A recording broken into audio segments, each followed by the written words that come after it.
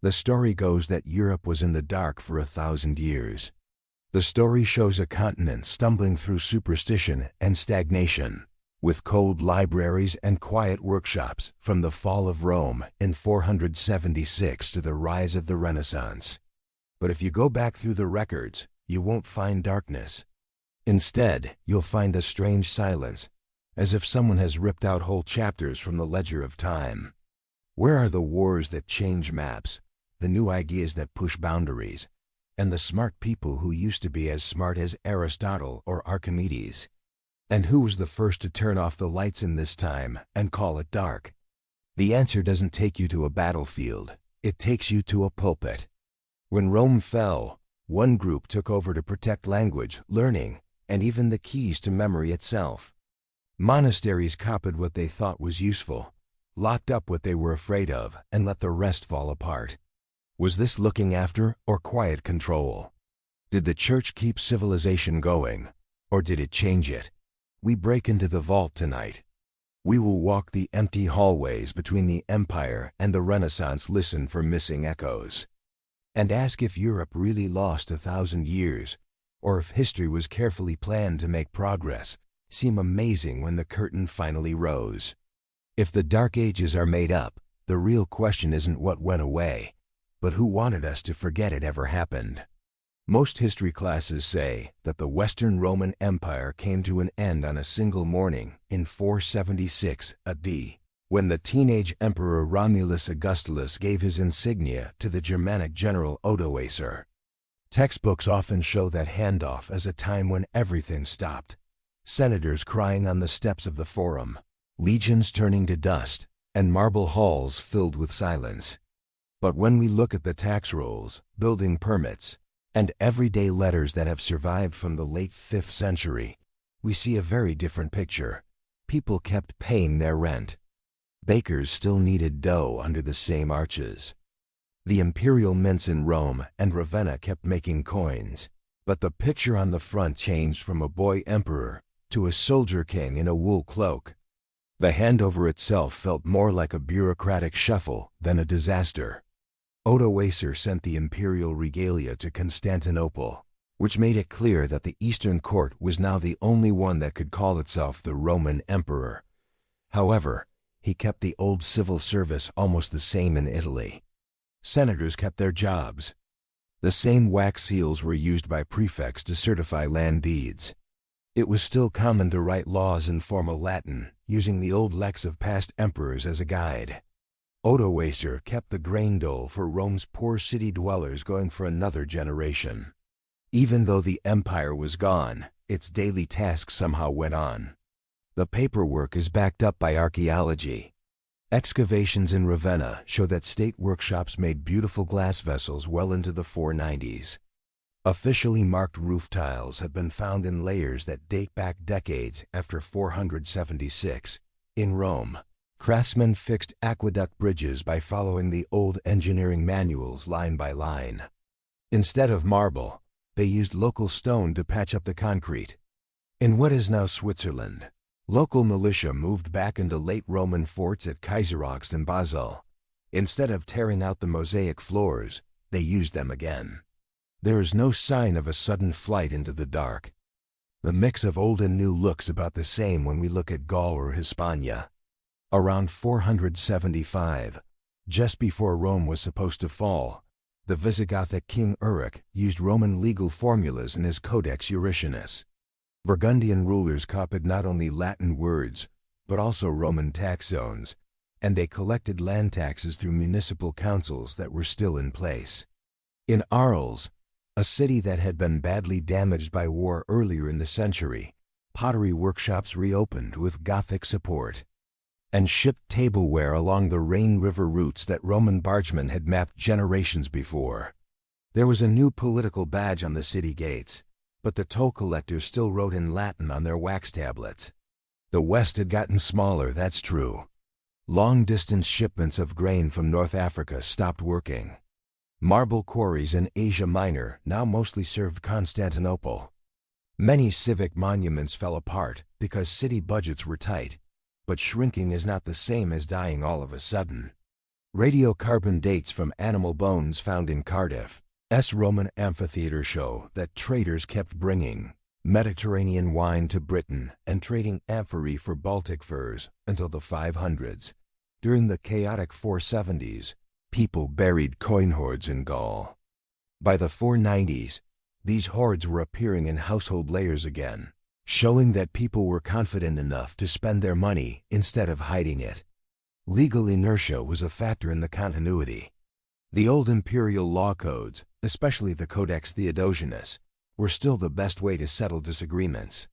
New kings just stapled their names to orders that were based on Roman law. That choice worked for everyone. Subjects could appeal to rules they were used to, and rulers could gain legitimacy by acting like protectors of Roman order instead of destroyers. Language stayed very stable too. Clerks in Burgundian Lion wrote minutes in beautiful cursive Latin, with a few Gothic loanwords thrown in for good measure. When they had to make a point about property law, they would still quote Cicero. The same thing happens in economics. Gold coins with the image of the Eastern Emperor Zeno came in through Italian ports and then went north into Frankish territories, where local die cutters clipped and overstamped them. This recycling suggests trade networks that were flexible but never broke. Villas in rural Tuscany went from large estates to small farms, but their owners still kept track of how much they harvested on wooden tablets, written in the same shorthand that was taught in Roman schools. Farmers switched from wheat to olives when wheat production fell, showing that they were willing to adapt instead of giving up. The way people live together supports the idea of resilience. There's no sudden drop in population in Cologne's burial grounds around 476. Isotope analyses of bones show that people ate a lot of millet and pork, which was common in late Roman cities. Lines of skeletal growth in children stay the same until the early 6th century, which goes against claims of mass starvation. In cities like Girona and Verona, the street grids are still in place with minor repairs. At the same time, new timber halls are being built in the cathedral precincts. This shows that bishops were investing, not retreating. So where did the big picture of the funeral come from? A lot of it comes from 6th century writers like Jordanes, who made Rome's past glory seem even more impressive to the Gothic kings who ruled Italy at the time. Later Renaissance humanists read those stylized accounts and made the drama even bigger to draw attention to their own revival of classical letters. By the 1800s, the story had become a moral tale. Rome fell, darkness ruled, and modernity saved civilization. The neat order worked for both nationalist and colonial stories, giving rise to a cautionary myth about decay and renewal. Modern research, on the other hand, shows a more complex process that historians call transformation. Infrastructure fell apart because of money problems, but Roman administrative logic spread to the new powers that took over. Instead of a blaze of destruction, we see remodeling in slow motion. Imagine a big villa being sold off room by room. Tenants move walls, patch roofs, and change the direction of hallways, but the original floor plan still controls how people move around.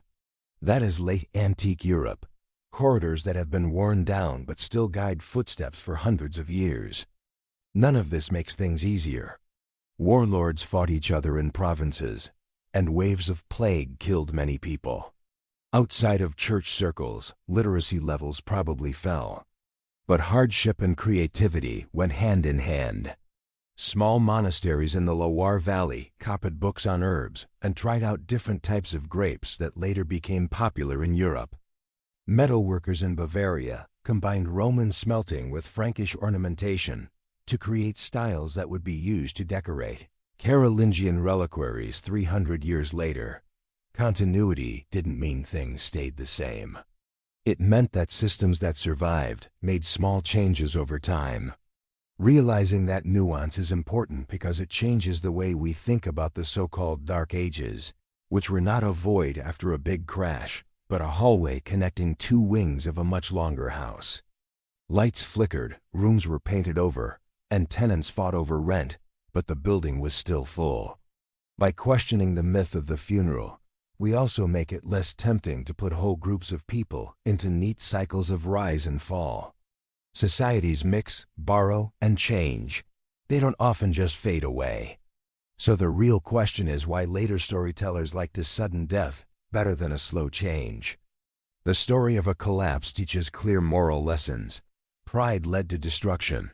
Barbarians destroyed culture, and faith brought it back. A transformation story, on the other hand, makes it hard to tell who is to blame and who is to credit. It recognizes the power of so-called barbarians who kept Latin letters alive, the strength of local economies that survived political storms, and the difficulty of passing down culture. This kind of nuance doesn't work with soundbite history. We keep that complexity in mind in this movie. The Fall That Wasn't a Funeral asks viewers to picture late 5th century Europe not as a dead body, but as a sick person who is healing bruised, short on resources, but alert enough to deal with new treatments. Coins still clinked, emperors were still mentioned in laws, and kids still recited Latin poetry in drafty classrooms. The political roof of the empire had fallen in, but its walls had protected life for generations. As we move forward, keep that in mind. If Rome's twilight left candles burning, maybe the deeper shadows that came later are more the fault of the storytellers than the centuries themselves. In the next part, we'll talk about how the church entered that twilight, not just as a keeper of knowledge, but also as a curator of the stories that survived.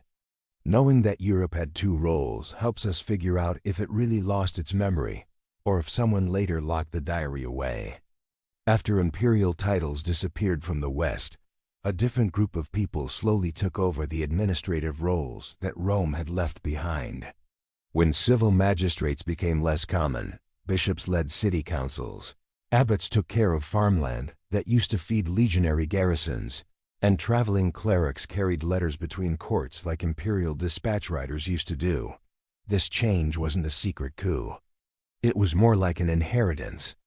In towns where the curia could no longer pay repair crews or collect local taxes, the nearest bishop already had a treasury, a scriptorium, and a group of literate helpers. He just stepped in to sign deeds, talk to warlords, and settle arguments. The church didn't plan to take over the world in one synod. It became necessary one parish at a time, first as a custodian and then as a gatekeeper. You can see how that rise happened by looking at something as simple as the supply of ink. By the end of the 6th century, Egypt's papyrus exports to Italy had slowed down. As a result, monasteries in Gaul tried boiling gallnuts to make ink that was darker and lasted longer. Recipe scrolls from Luxel and Corby that have survived show monks, testing different ratios and writing down which blends faded the least in the damp northern skies. These practical notes, 3 parts iron filings, 5 parts wine sediment, show that people were thinking about how things would stay the same. Without readable ink, it would be impossible to copy old laws, read about saints' lives at matins, or challenge property grants from local patrons. The church learned chemistry because it was necessary for simple administrative tasks. Each new batch of ink made sure that it could keep records, and each record that was copied made it more important for clerks to be able to read and write. But copying was almost never neutral. A monk who had to copy a Roman land survey that was half broken might shorten long legal terms, leave out a pagan dedication, or add a note in the margins about a boundary cross that honors local saints.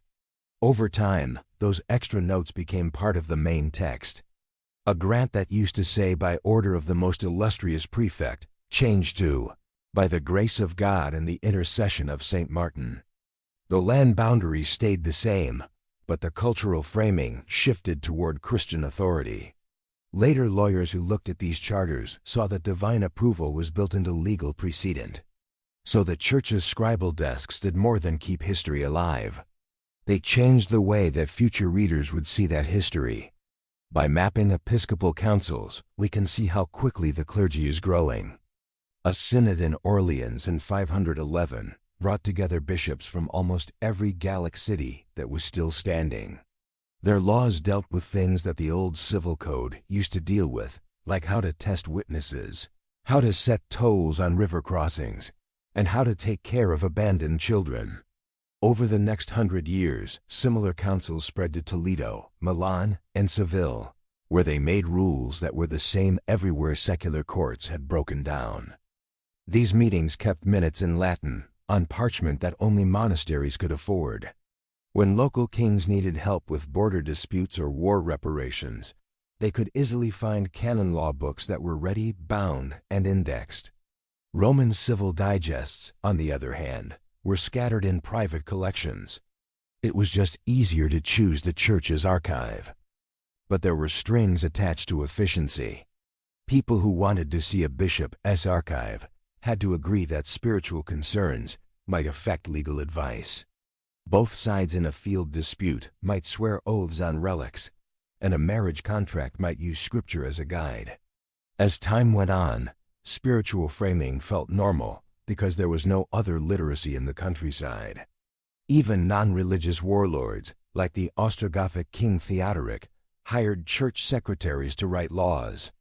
They could hire scribes from the small number of imperial bureaucrats, but church schools made candidates faster and cheaper. The line between civic and sacred paperwork got blurry until only experts could see it. Monasteries also had control over memory's raw materials. Parchment came from sheep grazing on abbey estates.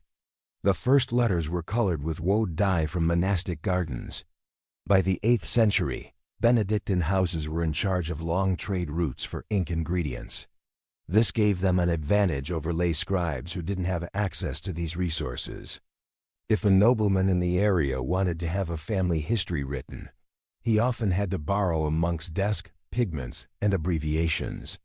The manuscript that came out of this process had his family history, but it was written in a way that was very similar to how monks wrote.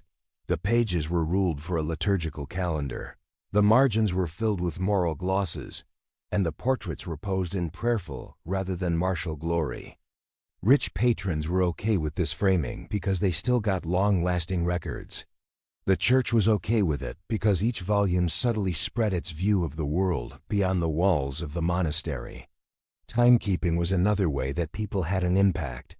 It took a lot of complicated calculations of the moon to figure out when Easter would be.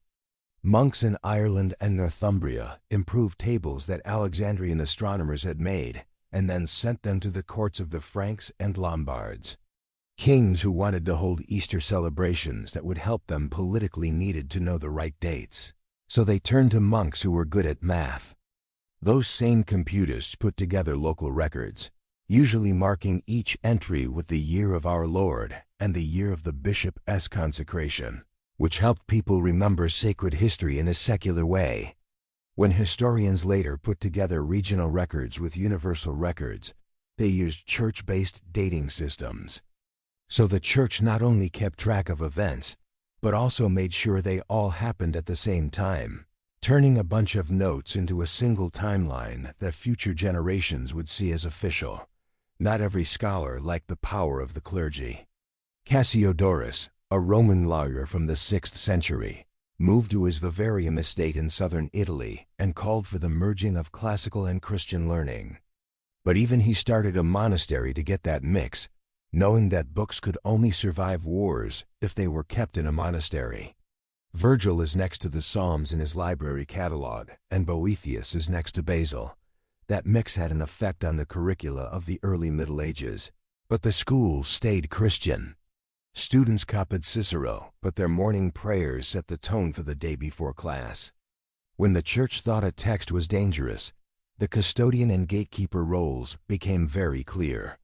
People often copied commentaries on astrology, medical recipes that called on pagan gods, or philosophies that flirted with Neoplatonic mysticism, but they kept them in places where only a few people could see them. A monk might write down a whole book about herbal birth control and then put it in an armorium where the abbot kept the key. The knowledge stayed alive, but it was hidden from regular parish priests and lay healers. Only future church leaders could decide if it was safe to share. In practice, many dangerous texts came back to life in Renaissance libraries. where they were stamped with monastic shelf marks that showed the church had kept what it had once tried to hide. This slow centralization led to a paradox. Without the church, many works of Roman and Greek literature would have probably been lost to fires or damp basements. With the church, the surviving works were filtered through religious concerns. It's easy to criticize the filtering, but we have to admit that there might not be much to filter at all without the monks' hard work. The real tension is in how that double role changed people's views later on. Critics of the Renaissance said that monks were bad at copying or gilding manuscripts instead of thinking for themselves. But they still used those copies to learn about classical wisdom again. Modern scholars who are upset about losing manuscripts also use catalogs, made by papal librarians in the 18th century, to find out where there are gaps. The church's control made it easier and harder for people to study. This gatekeeping was at its most dangerous when new ideas threatened the consistency of doctrine. When early medieval debates about predestination or the worship of icons got heated, councils issued anathemas and some tracts were kept secret. Librarians erased some by scraping parchment, which made palimpsests. Even erasures left ghostly traces that can now be seen with multispectral imaging. Those spectral residues show how the church dealt with dissent, not often by destroying it, but more often by overwriting it and hoping that future scribes would ignore the faint undertext. Ironically, technology in the 21st century has brought back what medieval guardians thought was safely buried. This shows that even gatekeepers can't guess how long locks will last. Economic incentives made control stronger. Tolls, lodging taxes, and markets were set up along pilgrimage routes to cathedrals with a lot of relics. Local leaders who wanted this money talked to bishops about building shrines. In turn, bishops chose saint stories that made their own see seem like a stronghold of orthodoxy.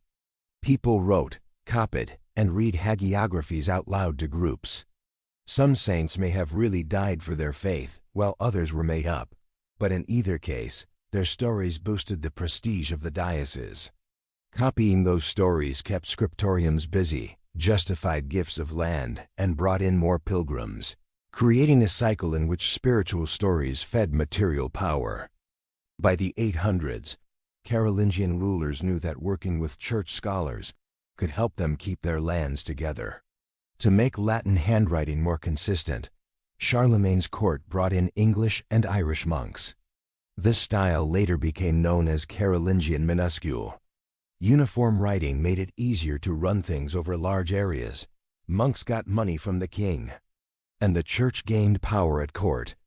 The custodian and gatekeeper combined with royal power to create what some historians call the backbone of Christendom. But the choices made about which old works to copy and which to leave alone had long-lasting effects on this alliance. A rare book on Alexandrian mechanics might not be copied if it didn't fit the needs of the monastery as curriculum. It could disappear in a single worm-eaten binding. Scholars would be amazed that people in the Middle Ages didn't know about gears, not knowing that knowledge depended on the whim of a copyist who was short on parchment. Looking at it this way, the church's rise doesn't deserve simple praise or blame. It protected fragile scrolls in a time of frequent wars, made sure people could read and write, set standard times, and helped people settle their differences. But by doing this, it also decided what counted as knowledge, which limited future research to paths it thought were safe. When an institution controls archives, calendars, and educational pipelines, critics who want to ask tough questions have to fight for access to the very tools they need to do so. That structural advantage lasted a long time, even Renaissance. Reformers had to get permission from the Vatican to look at certain codices, and Enlightenment philosophers still used editions that were paid for by papal presses. If you want to look into the so-called lost centuries, you need to know how this custodial gatekeeper dynamic works.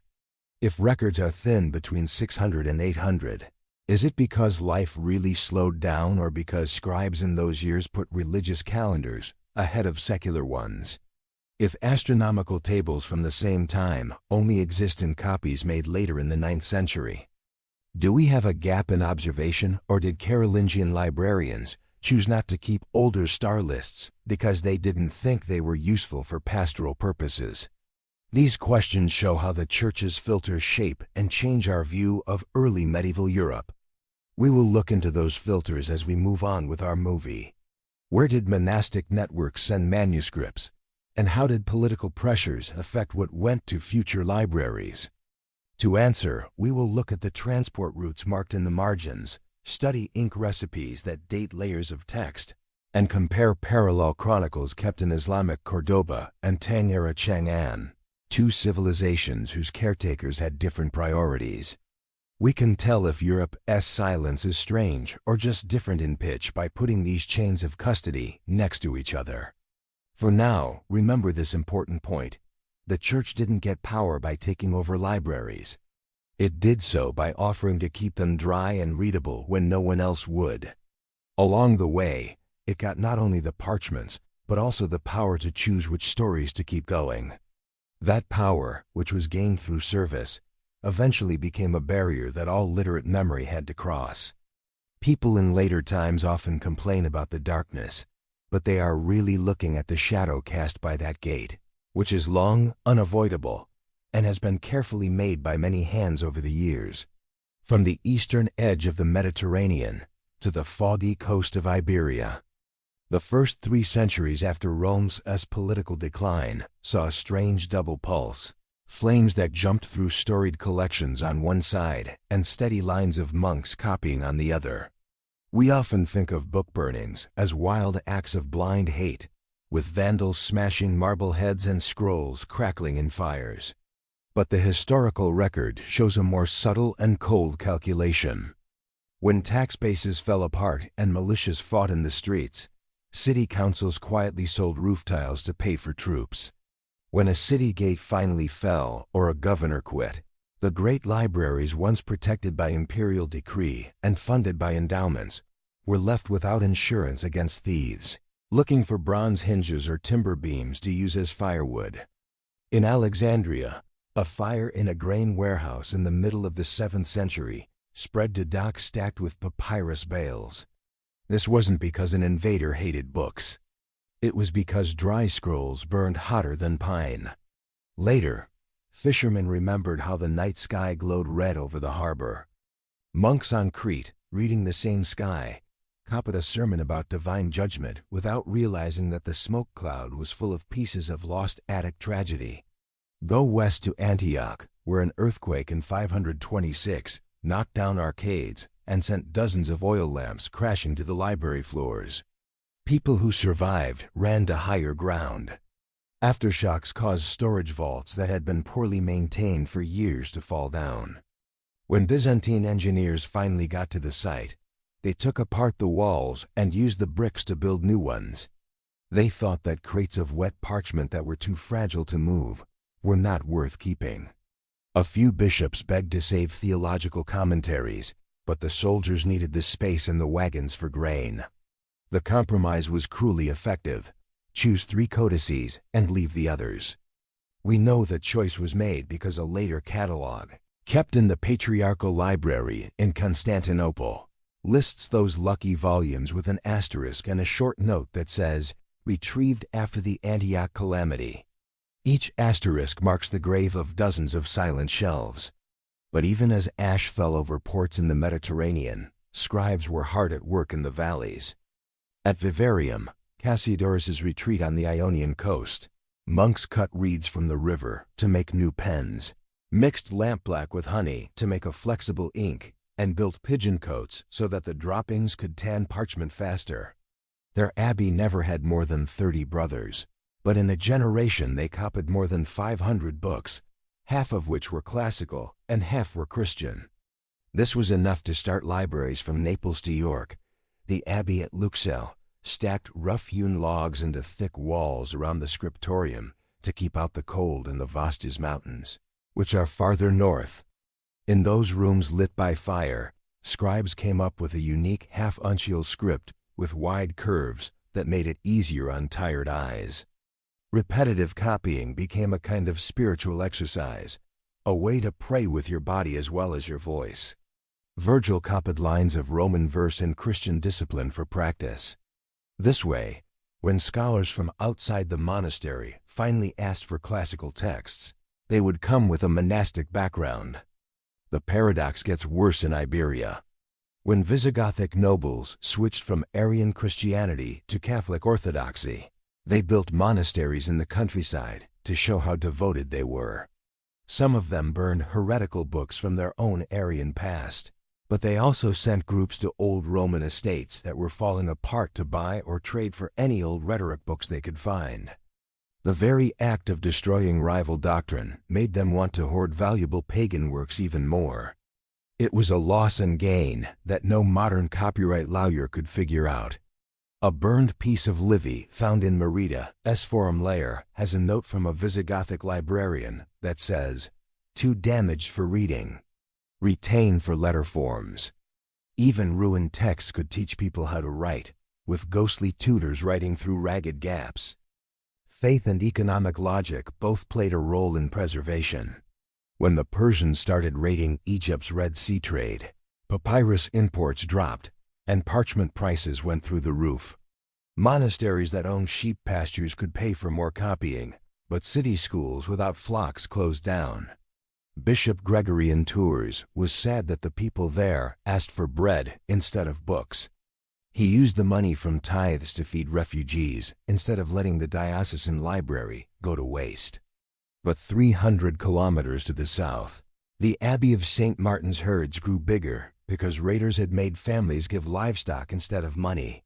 More sheep meant more skins, and more skins meant more manuscripts. So violence in one province paid for education in another. When you plot the map of surviving texts, it looks like scattershot constellations, with groups around remote abbeys and blank spaces where civic towers used to brag about learning. Modern historians sometimes think that those empty spaces are intellectual blackouts, but most of the time they are just trade bottlenecks and flock counts, not the spark of minds. Ironically, fire could also keep people safe. In the mid-8th century, a fire in the monastery library at Wearmouth Jarrow in Northumbria burned some of the books. The abbot Celfrith told the builders to add a stone extension to the scriptorium. The walls were double-walled and filled with sand to keep the heat in. This design came from Roman bathhouses that were half destroyed along Hadrian's Wall. The fireproof annex kept books that Viking raids later missed because they thought the stone wings were storage sheds. One of the books that was saved was the oldest almost complete copy of Bede's Ecclesiastical History. This book would give people in later times the best look into how English was learned in the past. A fire, a rebuild, and a stroke of luck. Chain reactions write survival into random ledgers. As more monastic scriptoria were built, so were more indices librorum, which were early catalogs that listed what each house owned. When you compare those lists, you see an interesting pattern. Texts that are lost in one area often survive in a distant cloister. When Arab armies destroyed the libraries in Caesarea, Palestinian monks who fled north took with them Origen's commentaries on Matthew. By 780, those books had made it to Cologne, where they were copied onto new parchment just before the originals rotted. On the other hand, Viking torches destroyed Lindisfarne's Celtic Gospel glosses in 793.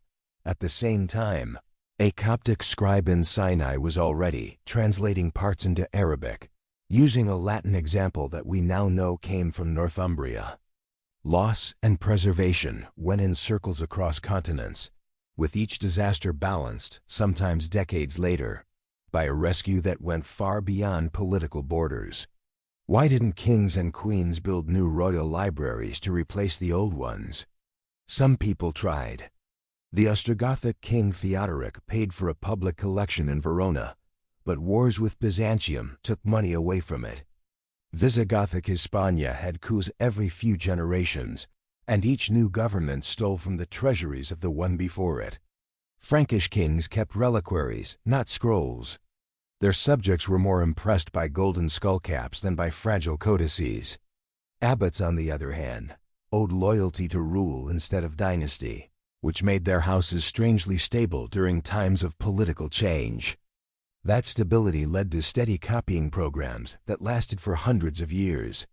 This was a slow press run that was not matched by bursts of courtly patronage that stopped when thrones changed hands. We also need to deal with planned purges. When the iconoclastic controversy broke out in 8th century Byzantium, imperial orders called for the destruction of images that were thought to be idols.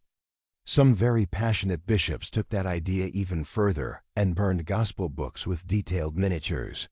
But on the edges of the empire, monks who liked images filled crates with them at night and sailed to ports in southern Italy, paying Lombard captains with enameled crosses.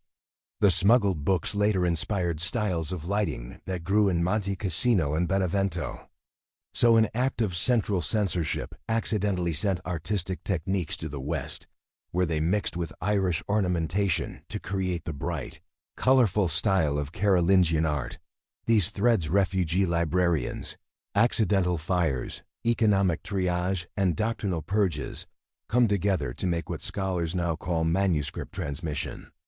It tells us why there are more medieval copies of Homer than Sappho, why some Roman technical treatises only exist in Arabic abridgments, and why we have dozens of medieval bestiaries but only a few ancient treatises on mechanics. The survival of each text depended less on its inherent value and more on how well it fit with monastic curricula, how easy it was to copy, and plain old luck. The end result is a cultural shoreline where some literary fossils group together like shells and others wore away before history could drop them off. This is the main point of our research. European memory after Rome wasn't wiped clean by single bonfires. It was pruned, reshaped, and replanted by scribes who, whether they meant to or not, chose texts that fit their spiritual and practical needs. There is no doubt that flames destroyed shelves of wisdom, but quills also saved some, sometimes even the shelves next door. The darkness was just as much in modern hindsight, reading a patchy canon and assuming emptiness between gaps, as it was in any real intellectual void. If we mistake absence for ignorance, we could make the same mistake as Renaissance critics who called the time between the fall of the Roman Empire and the rise of the Renaissance the Dark Ages because they saw so few manuscripts. We will compare this patchwork survival to other data sets in the next few sections. These include eclipse records, technological artifacts, and cross-dated records from Islamic and Chinese courts. Every comparison asks if Europe's quiet centuries were really quieter than others, or if they were just arranged differently. For now, keep in mind that every library that burned down had a twin made of stone, and every scroll that turned to ash left a faint mark in a scriptorium ledger hundreds of miles away. We need to read both smoke trails and ink trails to understand the Middle Ages. We also need to know that one often ends where the other starts. From about 500 to 800 AD, the European record gets very quiet. If you look up those 3 centuries in a modern historical database, you'll see that there are fewer dated letters, city chronicles, and multi-volume histories.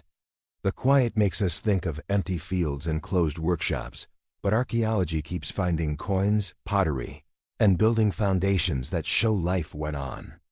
The problem isn't that there isn't any activity. It's that there isn't any ink to record that activity. Why did written voices fade, and what does their fading really mean? First, think about the cost. When Rome's trade routes fell apart, papyrus from the Nile became hard to find in the West. Parchment, which is made from scraped sheepskin, came into use, but making a single folio took days of work and the loss of livestock that many communities needed for food. A budget from a monastery in southern Gaul around the middle of the 6th century shows that parchment sheets were its biggest single cost, even more than wine for the sick. When prices were this high, scribes put liturgical calendars, legal deeds, and short annals that recorded eclipses and royal accessions at the top of their lists. Long narrative histories fell to the back of the line. People who wrote about the time often say this very clearly. Around 730, a monk from Northumbria began his local history with a sigh. "I write only what is needful, for skins are few." Next is the nature of power. Kings in the early Middle Ages ruled from horseback, They moved their courts and treasuries to different places when the harvest came or when the plague broke out. Because they moved around a lot, they preferred short documents like charters, law codes, and letters of safe conduct. A big chronicle with a lot of scrolls didn't travel well on muddy roads. Even when royal scholars worked on big projects like Gregory of Tours' History of the Franks or Bede's Ecclesiastical History, their works often only had one copy for decades before they were copied. If you lose that one copy to damp, a whole generation's memory will be gone. Third, there is a change in language. Everyday Latin spoken in small towns started to sound more like early Romance dialects, but the written standard stayed the same in clerical schools. For many common nobles, the difference between speech and writing became scary. It cost money and status to hire a scribe who knew formal Latin. A quick oath in front of local witnesses seemed easier than a notarized deed. As oral contracts became more popular, fewer written contracts were made. Still, handshakes still fixed barns, traded vineyards, and married heirs. When modern historians look through old records, they see a lull and assume that nothing was happening. They don't know that deals were made next to the fireplace instead of in ink. Fourth, and often forgotten, is being humble. Monastic spirituality valued short stories and penance more than stories about the world. The person who wrote the life of Saint Gertrude didn't want to be known because they were afraid of being proud. Many abbots told their brothers to copy the Bible word for word and leave the stories of the world to God's all-knowing book. These kinds of attitudes didn't stop people from being curious monks, still tracked comets and farm yields, but they turned it into marginal notes, computus tables, or simple year lists instead of flowing prose. Renaissance humanists later thought these skeleton records were too thin because they mistook humility for ignorance. But when we put together sparse texts with physical evidence, a more interesting rhythm emerges. In the Rhine Valley, pottery styles change every 30 years between 520 and 720, which is the same amount of time that workshops last. Isotope tests from cemeteries show that diets got better after 600, probably because of crop rotations that were only written down in short estate inventories. In coastal Spain, stamped roof tiles with episcopal monograms cluster around 650 to 700, even though bishops didn't write many letters. Their building programs speak in terracotta. In other words, the earth kept diaries that parchment couldn't. The lines that are all over the place are full of energy. The so-called continuations of Prosper, a short list kept in Italy each year, shows that there were 12 separate embassies between the Franks and the Lombards, from 650 to 680. Each entry is just one sentence: envoys arrived, gifts were exchanged, but they all suggest networks of negotiators, translators, and scribes writing treaties that are now lost. The Chronicle of 754 in Spain covers 2.5 centuries in 15 pages, but its vivid verbs, captus est, restauravit, dedit suggest that roads were patrolled, cities were rebuilt, and taxes were paid. The chronicle's shortness is a lens, not a hole. So why do people in later centuries call this stretch a silent dark? Partly because people remember things better when they are full. After 800, when Charlemagne's chancellery was full of capitularies, it was like dawn after dusk compared to how empty it had been before. Carolingian scholars called their predecessors taciturn ancients, not realizing that their own wealth came from new ideas like court schools, paper subsidies, and standardized script that weren't around before. By calling the past silent, the Carolingians were able to market themselves as cultural restorers, and this strategy worked. The gap is now filled by modern technology. Multispectral imaging shows palimpsests where 6th century sermons that have been erased are hidden under 9th century grammar lessons. Lead isotope dating of pewter in Merovingian reliquaries shows trade routes to Cornwall mines, backing up merchant paths that are only hinted at in texts. Tree ring anomaly charts match up with short notes from monks about a great fog in 536, which supports the idea that volcanic eruptions may have caused climate change. Physical science slowly put speech back into the timeline. What does Europe's vanishing voice really mean? Not a group of people losing their minds, but a complicated story of limited resources, changing governments, evolving language, spiritual priorities, and selective survival. In this case, silence is information. It tells us where parchment was most expensive, where oral law thrived, where humility shaped record-keeping, and where chance decided which copy survived. To understand the time period, we need to stop thinking of gaps as empty spaces and instead think of them as patterned shadows cast by real buildings like barns, abbeys, mint houses, and caravan trails. A German publicist named Heribert Illig stood in front of a small group of people in Munich in 1991 and made a suggestion that was almost impossible to believe, that almost 300 years of the early Middle Ages from about 614 to 911 A were made up after the fact. He called this daring idea the phantom time hypothesis, and at first it was like a strange idea that people might have after coffee. But Illig was sure he had the right math on his side. He said that the years on our calendar don't match up with the real passage of celestial time. If this is true, then whole reigns, dynasties, and church councils would fall apart like paper match props. People were quick to doubt his claim, but it quickly gained popularity on late-night radio shows, alternative history forums, and eventually became a bestseller in paperbacks that were translated across Europe.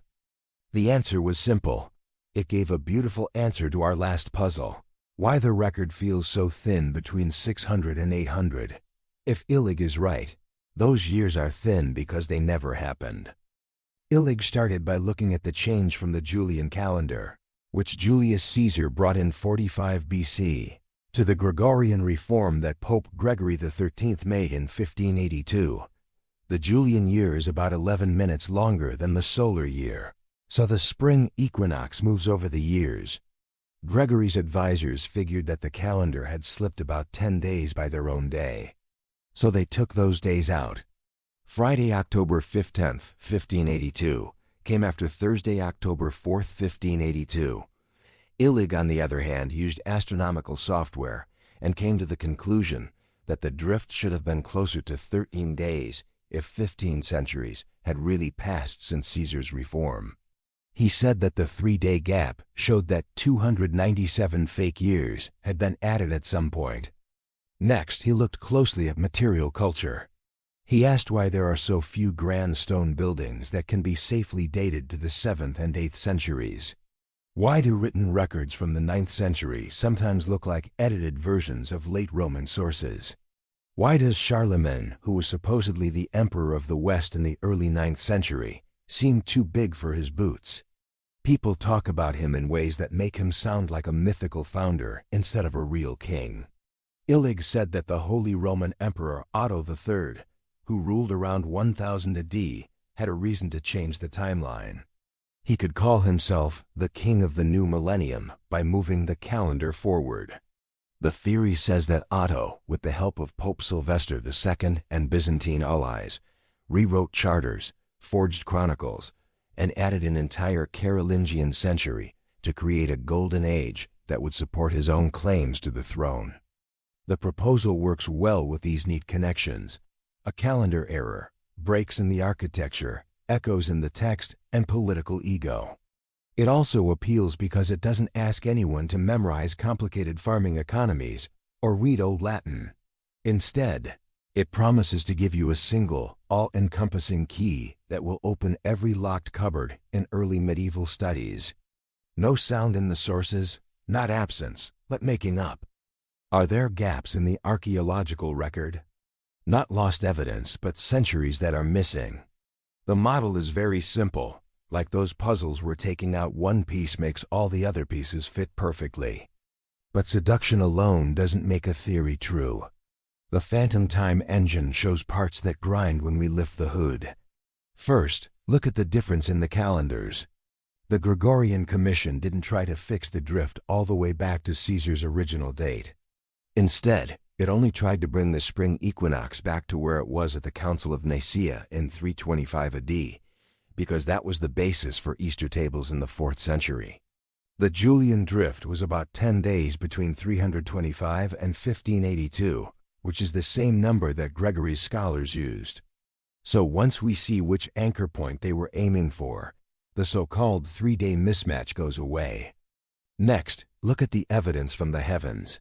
Monks in the Middle Ages wrote down eclipses with surprising accuracy. Astronomers at the Chinese court and scholars during the early Abbasid caliphs did the same thing.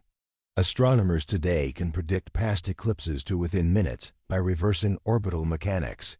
When we look at these computer-generated models and reports from the Middle Ages, the dates match up across cultures. Calculations and an eclipse that was seen in Constantinople on December 22, 968, match up perfectly. That match would not work if Europe's calendar were off by 300 years. The sky is a strict judge. It doesn't often bend for bureaucrats.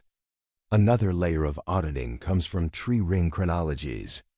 Dendrochronologists connect growth patterns that overlap in living trees, medieval roof beams, and old timbers. The result is a record that goes back more than 12,000 years in some places and is unbroken from year to year. There is no unexplained jump between the 7th and 10th centuries in those sequences. A beam fell for a Saxon hall in 742, just where climate patterns say it would. Unless carpenters from different times work together to fake ring counts, which is less likely than any forged charter, the rings show that time went on as usual. Archaeology also doesn't go away when you tell it to. Excavations at Paderborn in Germany have revealed 3 palace phases that were built on top of each other and date back to the years 780 to 840, based on coins and radiocarbon dating. Archaeologists in York can see how urban layers connect late Roman buildings to Viking street grids, with no empty space in between. In the 7th century, pottery types in Provence and Spain changed slowly, not suddenly in the 9th. Illig often talks about holes in monumental architecture, but many Carolingian churches, like Lorsch Abbey, Corvey, and Germagny-des-Prés, have inscriptions and dendrodates firmly planted in the disputed time period. What about the supposed grandness of Charlemagne's theater? Einhard and Alcuin, who were clerks at the time, wrote about a busy ruler who was worried about land disputes and teaching his kids how to speak properly. Excavations in Aachen show a group of workshops making glass tesserae and bronze fittings right around the time he was king. Coin hoards show that Carolingian coins replaced Merovingian coins in a logical order. Scholars can follow the changes in metal content over time and find mints that gradually debased silver. This is an economic signature that is hard to fake after the fact, because it is based on ore supply chains. Even so, the phantom time hypothesis is useful in some ways. It makes conventional history tighten its bolts by raising extreme doubts. To partly answer Illig's challenge, scholars looked at calendar reform again, checked radiocarbon curves against each other, and digitized eclipse tables. In that way, phantom time has become a kind of stress test. The most skeptical inspector possible checks history's accounts. The ledgers are still in balance, but the inspection reminds us to never trust margins. If the hypothesis doesn't hold up scientifically, why does it still exist in people's minds? Partly because it makes real problems seem more dramatic. There isn't much evidence from the early Middle Ages. Reading lists are getting shorter. And big-picture historians don't often make Merovingian tax reforms or Lombard bridge repairs sound exciting. Phantom time is a ready-made drama that other people can add footnotes to. It spreads quickly online because it takes time to learn the basics of dendrochronology or eclipse cycles, but sharing a calendar meme takes only a few seconds. In the age of viral fragments, simple things are better than complex ones. The debate also reflects a larger cultural worry. If text can be faked, could whole eras be too? We live in a world of deepfake videos, revisionist arguments, and changing news feeds. When you question chronology, you're really questioning trust. When Illig's followers post memes about phantom centuries, they often show that they don't trust academics, the media, or the government. So, The hypothesis changes from a historical claim to a cultural comment, a way of saying prove it to any institution that gives out knowledge, recognizing that mood matters. Some academics turn up their noses at radical theories, but this can make it harder for specialists and curious outsiders to talk to each other. It's better to go through the evidence slowly and explain why tree rings talk, why eclipses mark calendars, and why pothooks in charters show how scribes' training has changed over time. Listeners rarely want to take a shortcut once they see the invisible grid that connects years. The long route itself becomes interesting. So what does that mean for our investigation? The phantom time hypothesis is a bold idea, but it doesn't explain too many data sets that point in the same direction, like dendrochronology, astronomy, stratified archaeology, numismatic sequencing, and independent histories from China to Baghdad. But the fact that it is so popular shows that depictions of the early Middle Ages in the 20th century still do and feel right. People know that there aren't many sources and use their imaginations to fill in the gaps. As filmmakers, our job is to show both the firm ground and the fog without relying on blind faith or easy conspiracy. People fought over the calendar itself long before they fought over phantom centuries. In 45 BC, Julius Caesar tried to tame the year by making it 365¼ days long and adding a leap date of February every 4 years. It was beautiful, but not perfect. The Julian clock drifted slowly and quietly, like a watch that loses 3/4 of an hour over a person's lifetime.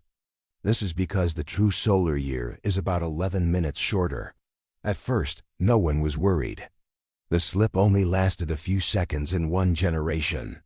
But by the early 4th century, church leaders saw that Easter was moving away from the spring equinox, which the Bible said was the time of resurrection. The Council of Nicaea in 325 chose March 21st on the Julian calendar as a reference point to keep the feast steady. From then on, priests used complicated tables that mixed lunar cycles and Julian days to figure out when Easter was. 12½ centuries later, scholars in Pope Gregory XIII's court looked at their observations of the equinox and compared them to Caesar's old schedule. They found that there was a gap of about 10 days. They didn't want to go back to Rome. They just wanted to line it up with Nicaea, the year that was important for Christian worship.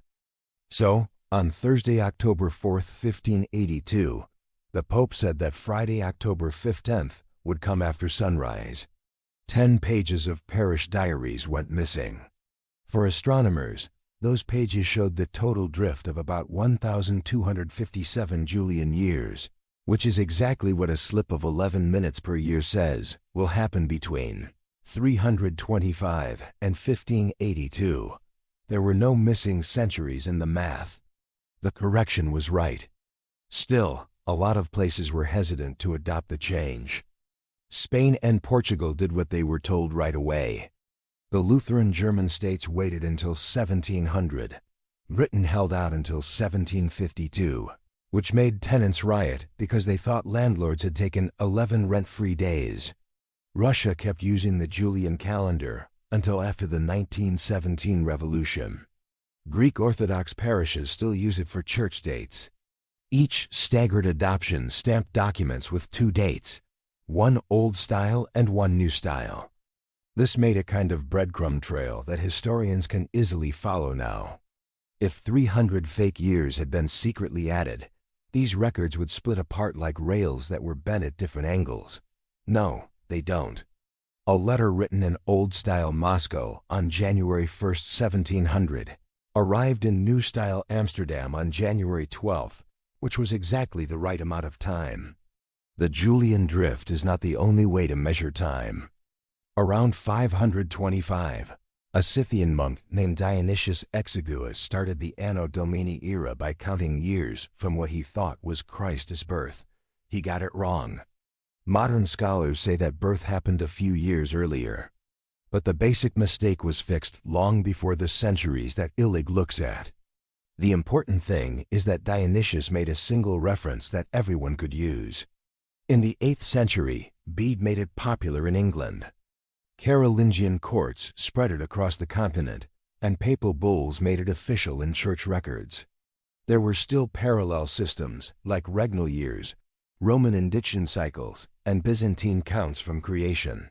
However, scribes often wrote 2 or 3 together, like Year of Our Lord 737 5th indiction, 10th of King Liutprand. These overlaps are like knots tying separate cords. If you take out a long middle section, the knots don't match anymore. Another quiet clock was in the monastery scriptoria. The Metonic cycle, which lasted 19 years, was used to figure out when Easter would fall. There are tables from Irish, Frankish, and Italian houses, each with 19 rows that cover about 2 decades.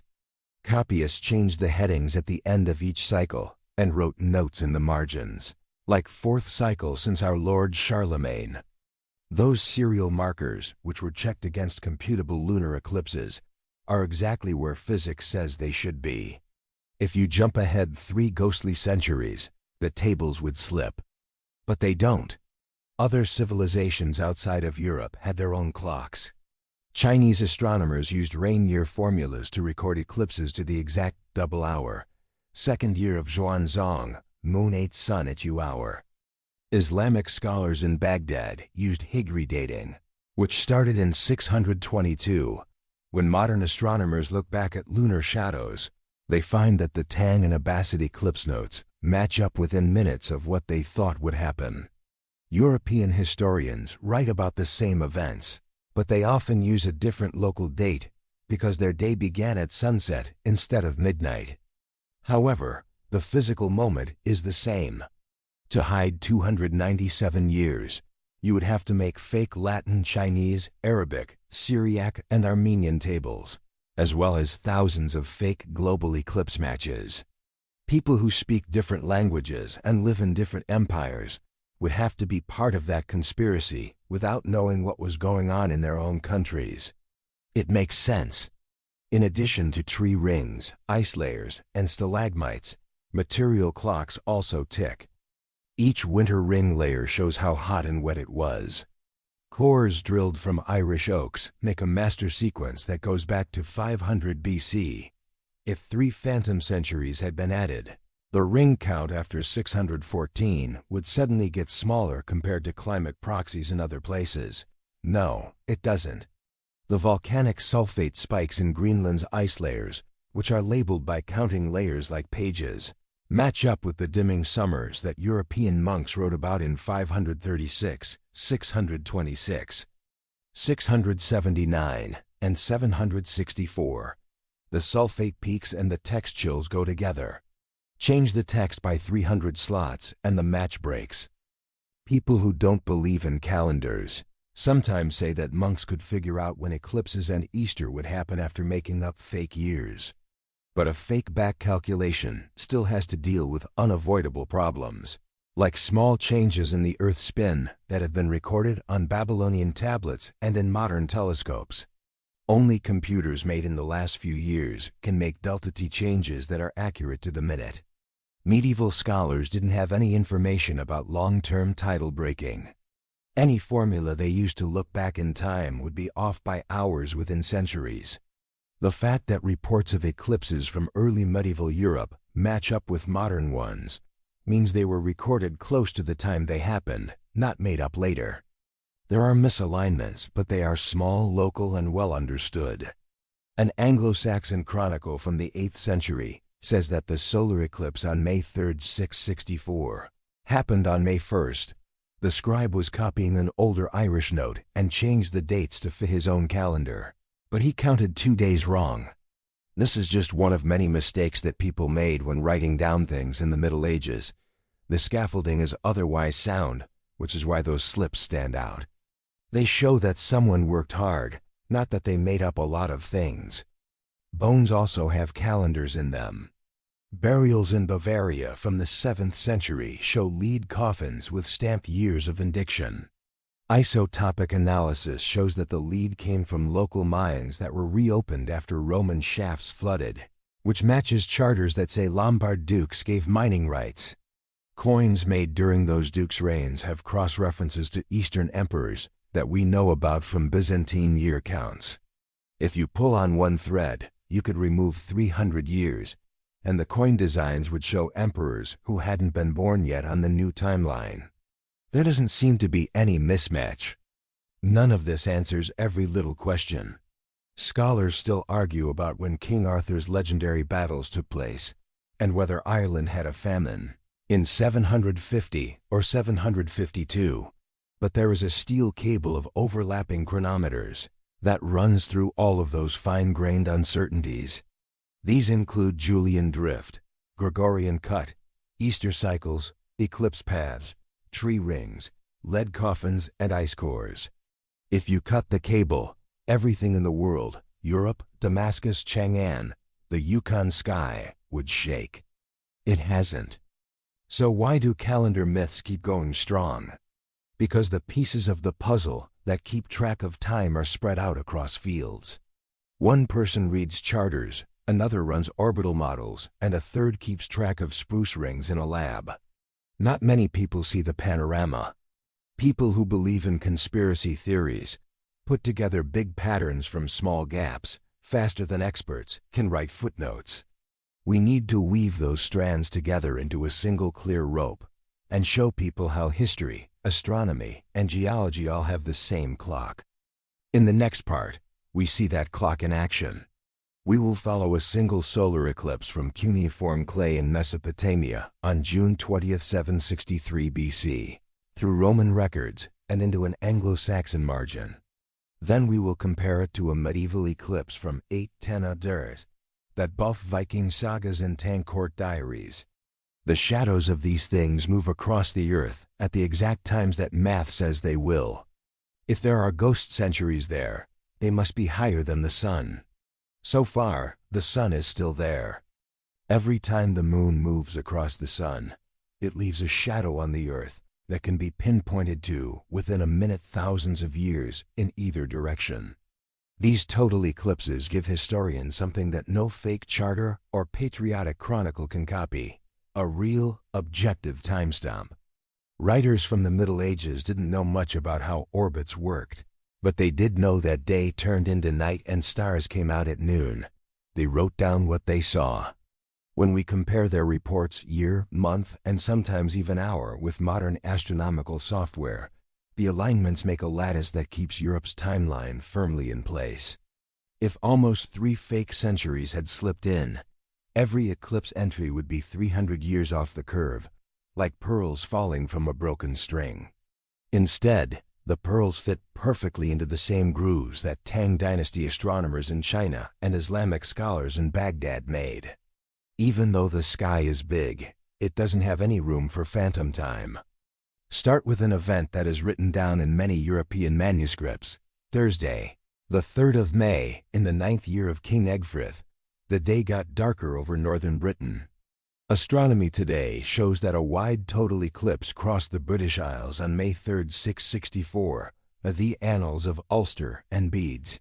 Ecclesiastical history say that King Egfrith's 9th year as king was 664.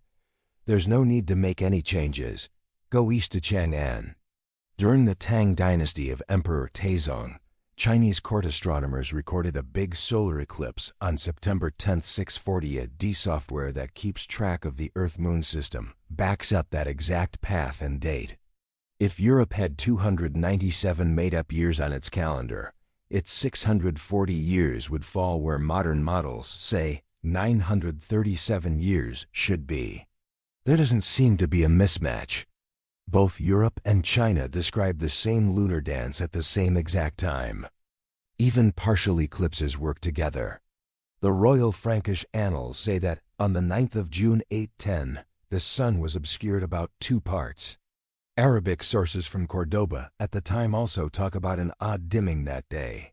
Planetarium programs that go back in time show a partial eclipse moving from Iberia to the Rhineland on June 9, 810.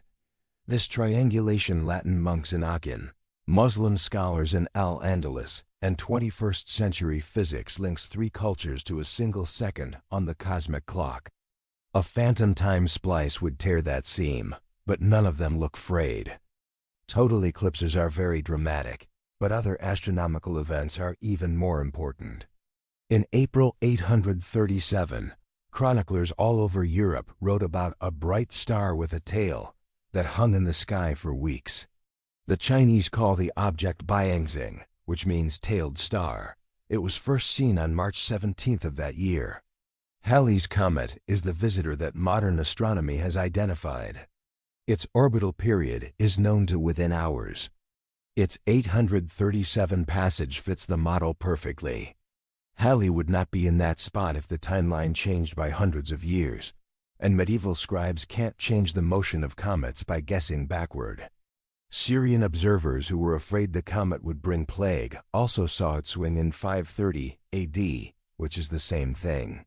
Their date is only one day off from the orbital solution, but only if the 6th century is exactly where it should be. Supernova make even louder sounds. Chinese, Japanese, and Arab astronomers saw the Crab Nebula as a bright star on July 4, 1054. There aren't many sources left in Europe, probably because the star flared up near dawn when there weren't many monks watching. But spikes in radiocarbon in North American tree rings from 1054/55 show that cosmic radiation came in at the same time as a supernova. Change the year written down by 297, and the ring anomaly floats in a space with no star to explain it. Trees that don't know or care about anything else are proof that the written 1054 is real 1054. Cosmic rays also record other times. Tree rings from Germany to Siberia and Japan show that carbon-14 levels in the atmosphere rose sharply in 774/775, a deed Anglo-Saxon chronicle, which is a short and straightforward source, says that a red crucifix appeared in the sky after sunset that same year. Chinese records talk about a guest star that shone for months. Physicists today say that the rise in carbon-14 is connected to an extreme solar proton event. The tree ring layer and the manuscript page line up again. Change the name of the year 1071 to make phantom time happy, and the match goes away. Astronomers also keep an eye on small changes in the Earth's rotation, known as delta T, that are caused by tidal friction and the coupling of the core and mantle. These changes move the shadow of an eclipse tens of kilometers and change when it arrives by minutes. Scientists use Babylonian eclipse tablets from 800 BC, medieval observations, and modern photography to put together delta T curves. The curve moves smoothly, and there is no plateau, which means that extra centuries lengthen the timeline. If there had been 300 made-up years, days, and nights that never really happened, tidal forces would still have slowed down Earth, but shadows would have appeared later than expected. No, they don't. The delta T curve plays a song all the time. None of this means that medieval scribes never got things wrong. Yes, they did. An annalist from Northumbria wrote that a total eclipse happened on August 29, 671. However, models show that complete darkness came one day earlier in that longitude. He probably wrote the number down wrong, or used the local way of starting the day at sunset, which would have made him describe the same night in a different way. These slips that happen in one day are noise, not proof of fraud that has been going on for hundreds of years. The important thing is that the average alignment stays within the delta T error bars. The statistical fit would fall apart if it changed by 3 centuries, but it stays strong. Some people who don't like the idea say that medieval historians could have made fake eclipse tables and put them in older chronicles. But to make fake eclipses that trick modern software, you need to know exactly how the moon's secular acceleration, uneven tidal breaking, and the Chandler wobble work. These are things that weren't measured until the 17th century with telescopes and accurate pendulum clocks. Scholars in the early Middle Ages didn't have either the tools or the global data set. Even if a genius had come up with rough formulas, he would have also had to coordinate forgeries in many languages and cultures, such as Latin in Corby, Greek in Constantinople, Syriac in Edessa, and Classical Chinese in Chang'an. There is no paper trail of that coordination, no angry letters from people who didn't believe it at the time, and no eclipses that don't match up in local saint calendars. That level of silence is hard to believe. Some people who believe in phantom time change the subject from eclipses to Easter tables and say that Carolingian computists made perfect 19-year cycles backwards. But Easter tables copied in isolated Britain or Merovingian Gaul have mistakes that are specific to those areas, which are called Little Easter Wars. This is because monks still tested and debated their tables in real time. If a mastermind had already sown in 3 fake centuries, we would expect everything to be perfect, not messy tests. The fact that there are so many different types of mistakes shows that real-time calculation is better than post-facto scripting. To put it simply, the heavens speak in light, shadow, and isotopes. Writers in the Middle Ages wrote short notes in that language, sometimes badly but usually honestly. Modern physics can read their shorthand and find messages sent at times that fit with the calendar's normal flow. When the sky, tree rings, and ice cores all chant the same dates, paper documents are no longer the only ones that keep records. Nature does too. This audit from above does more than prove that phantom centuries don't exist. It makes smaller chronological fixes more believable, like figuring out if a battle happened in 718 or 719, or if a volcanic winter hit in 536 or 537. The method works in both directions. It can fix mistakes and confirm them. Its final lesson is to be humble. People who keep records drop sheets of paper into a river of time, while the universe carves its own ledger in granite. The 2 ledgers line up during the time that skeptics say was faked. That is a strong sign that we should look for the mystery of Europe's thin written record, not in missing years, but in the economic choices, language changes, and monastic priorities that we have already looked at. There are things in early medieval Europe that look like they belong in a different century. A group of bronze cogs found in Oberflacht, Baden-Württemberg, has teeth that were cut with the same level of accuracy that most guidebooks reserve for Renaissance clockmakers. A small but beautifully graduated sundial, carved into a limestone roof slate from 7th century. Provence marks the time of day in 15-minute intervals. It is more accurate than many village clocks that came later. And in central Italy, masons used angled clay tiles to reline an old Roman aqueduct. These tiles are almost as good at diverting silt as sand traps from the 1800s. Finds like these often make the news with words like mystery or anachronism. Fans of the phantom time hypothesis see them as proof that Europe's technological lights were never dimmed, that historians just moved bright centuries forward or backward to hide a chronological splice. But when we look at these artifacts in the full context of archaeology and the lab, they don't break the timeline. They make it better. Look at the gears from Oberflacht. They came to light in a row of graves with dendroplank coffins and grave goods that dated back to around 630 AD. Early reports called the gears clockwork, which made people think of long-lost clockmakers. However, later metallurgical tests show that the bronze alloy has a very high lead content, which is typical of casting, not the lower lead hammered sheet that clockmakers used 1,000 years later. Tool mark microscopy shows that most of the teeth were made with simple chisels and files, not the fine division plates that were used in tower clocks in the 1400s. Experimental archaeologists made the gears again using only late Roman casting molds and hand files. This shows that late antique workshops could make shapes like these for mills or measuring devices without needing later clock technology. The gears only seem surprising because we think that artisans in the early Middle Ages weren't skilled enough, not because physics says they can't be. The Provencal sundial tells a story that is similar. The clean, sharp lines look sharper than what a 6th century village craftsman should be able to carve. But then we remember that Roman provincial quarries often made architectural moldings with grooves that were 0.5 millimeter deep. The slate's writing mentions a local abbot named Agulphus, for whom charters still exist from the years 660 to 680. The papal archives have those charters, which have a dendro-dated wax seal impression that matches the same monastery.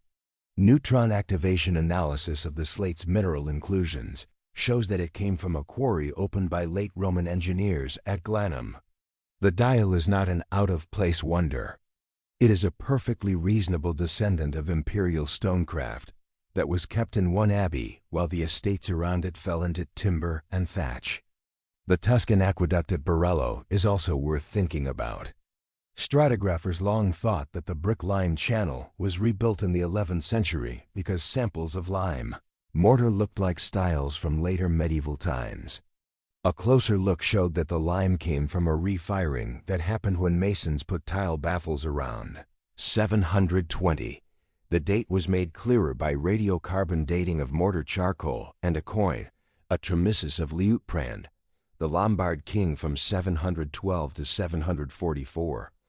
Engineers who work with hydraulics tested the angle of the tile and found that it cuts bedload flow in half.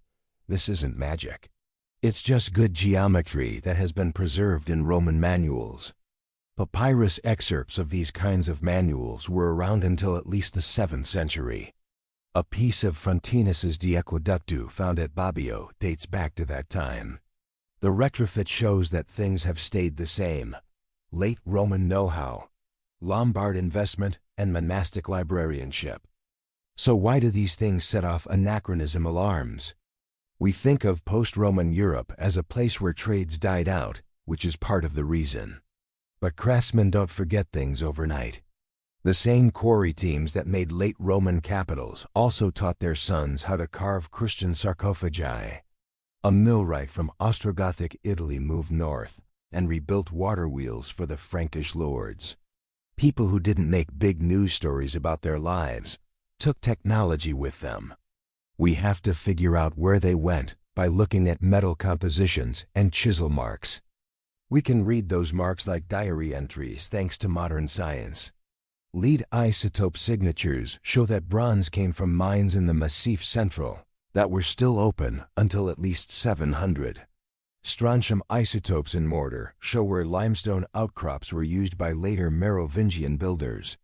Dendrochronology links oak water wheel paddles from the Rhine to growth rings that line up with cooler summers around 650.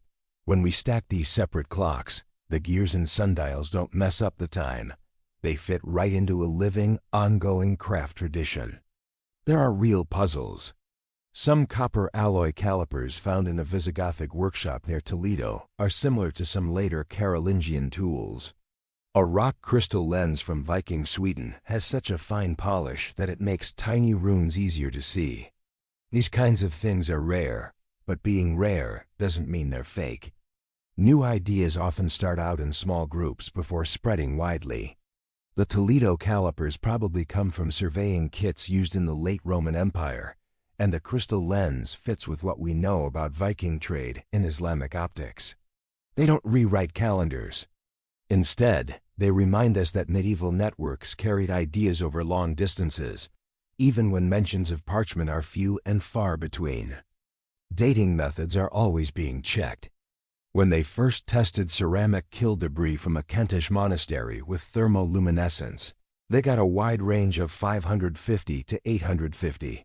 Some writers picked the top, and to say that advanced kilns appeared right after the Phantom Gap.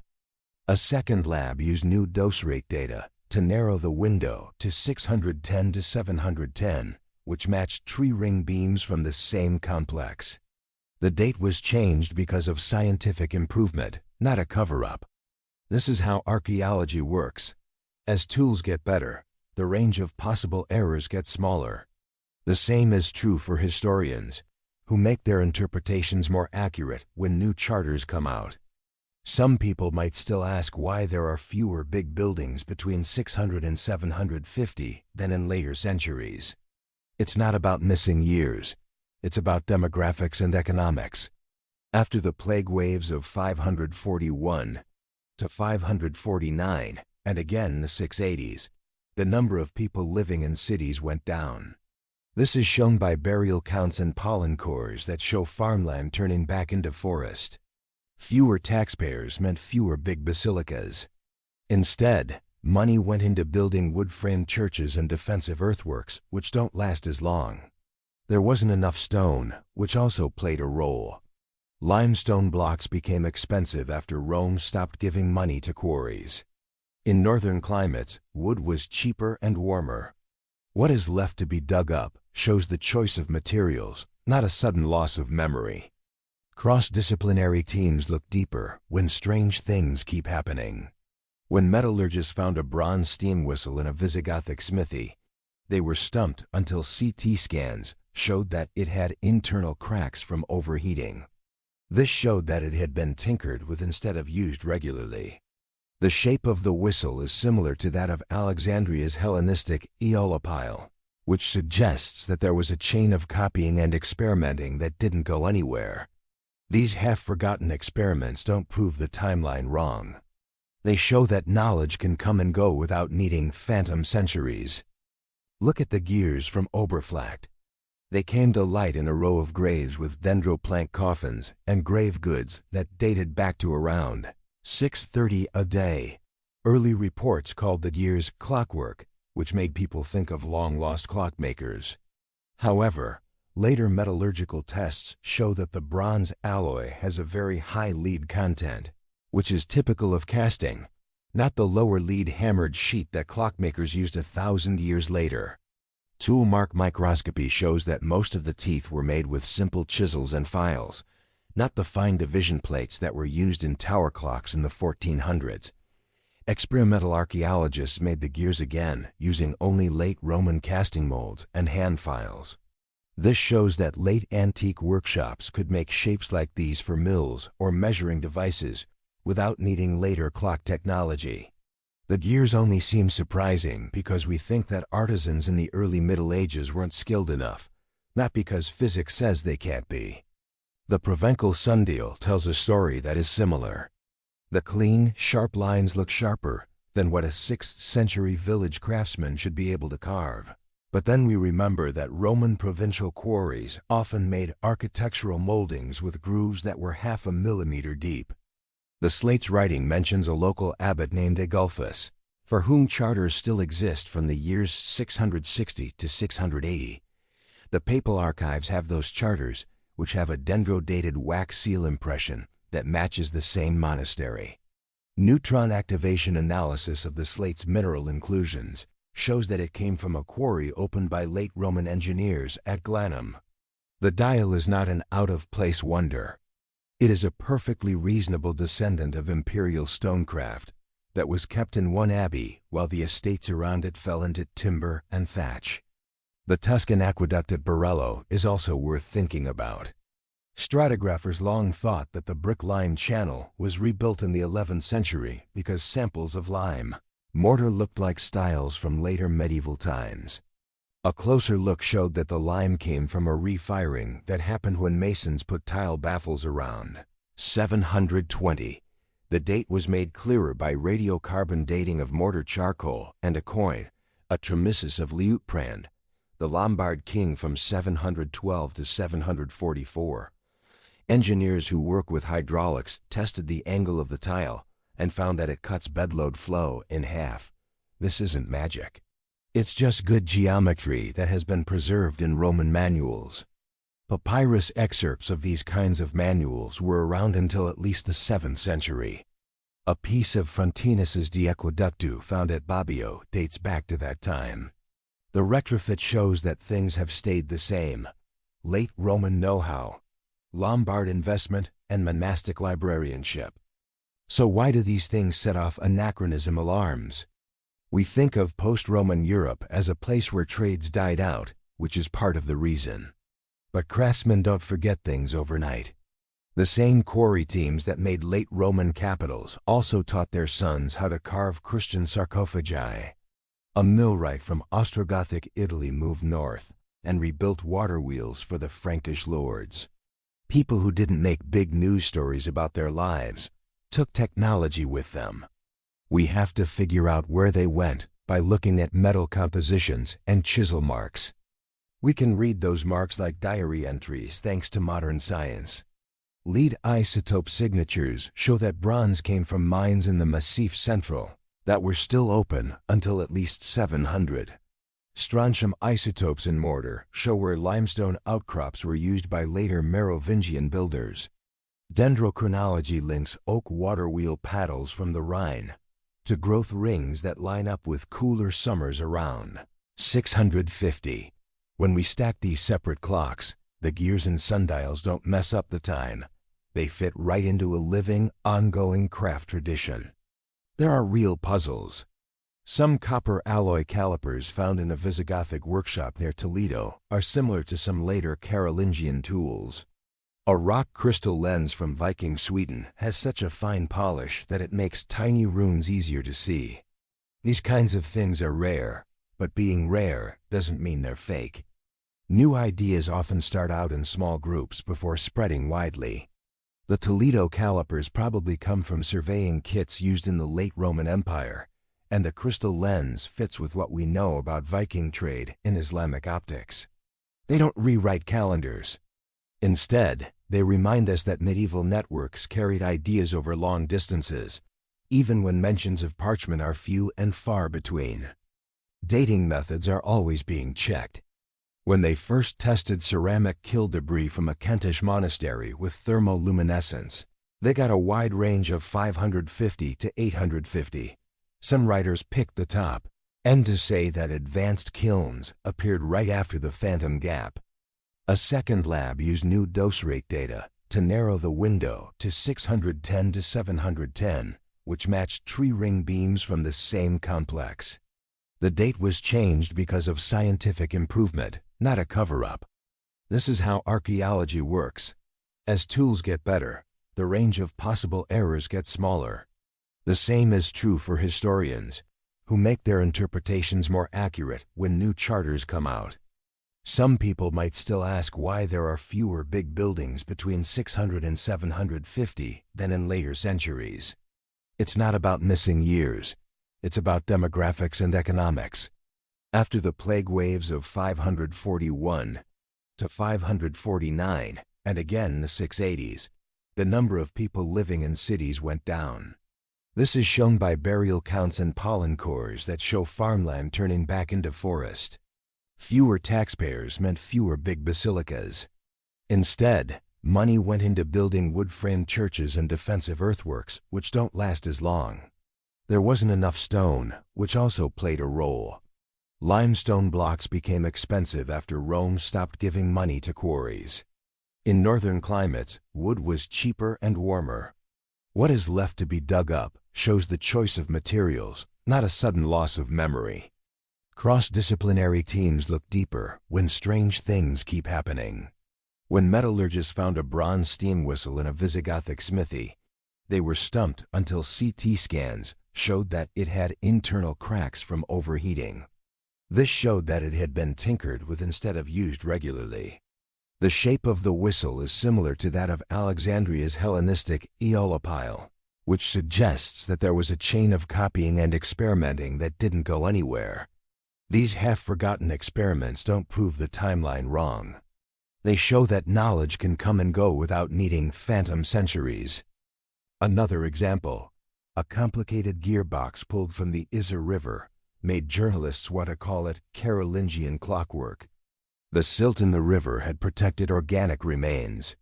Radiocarbon dating on trapped straw showed a peak in the middle of the 11th century, but the coins found with it dated from 740 to 770. After months of discussion, X-ray fluorescence showed a telltale zinc flux additive that was only used after 900. The item probably fell hundreds of years after the coin scatter, which was flotsam from a bridge that had fallen down and was carrying a lot of different kinds of debris. It doesn't rewrite the 8th century. It rewrites just one salvage layer. Context, not calendar surgery, fix the problem. Artifacts that are out of time often make it seem like different centuries are all happening at once.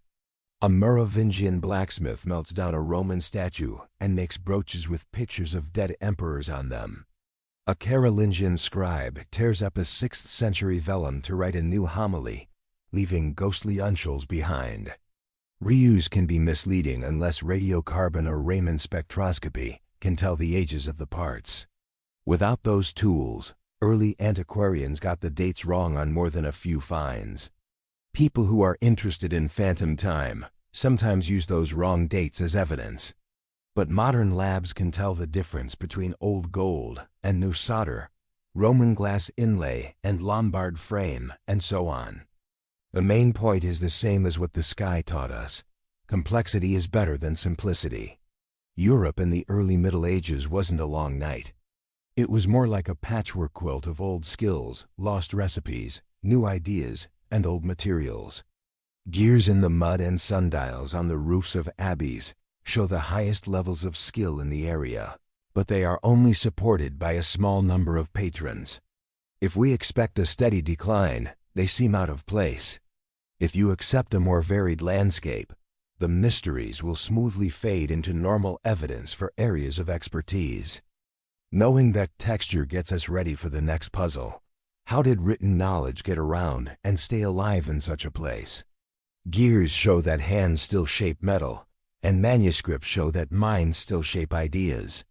But those manuscripts moved along secret paths, like monastic roads and episcopal embassies. Historians now call this the manuscript pipeline.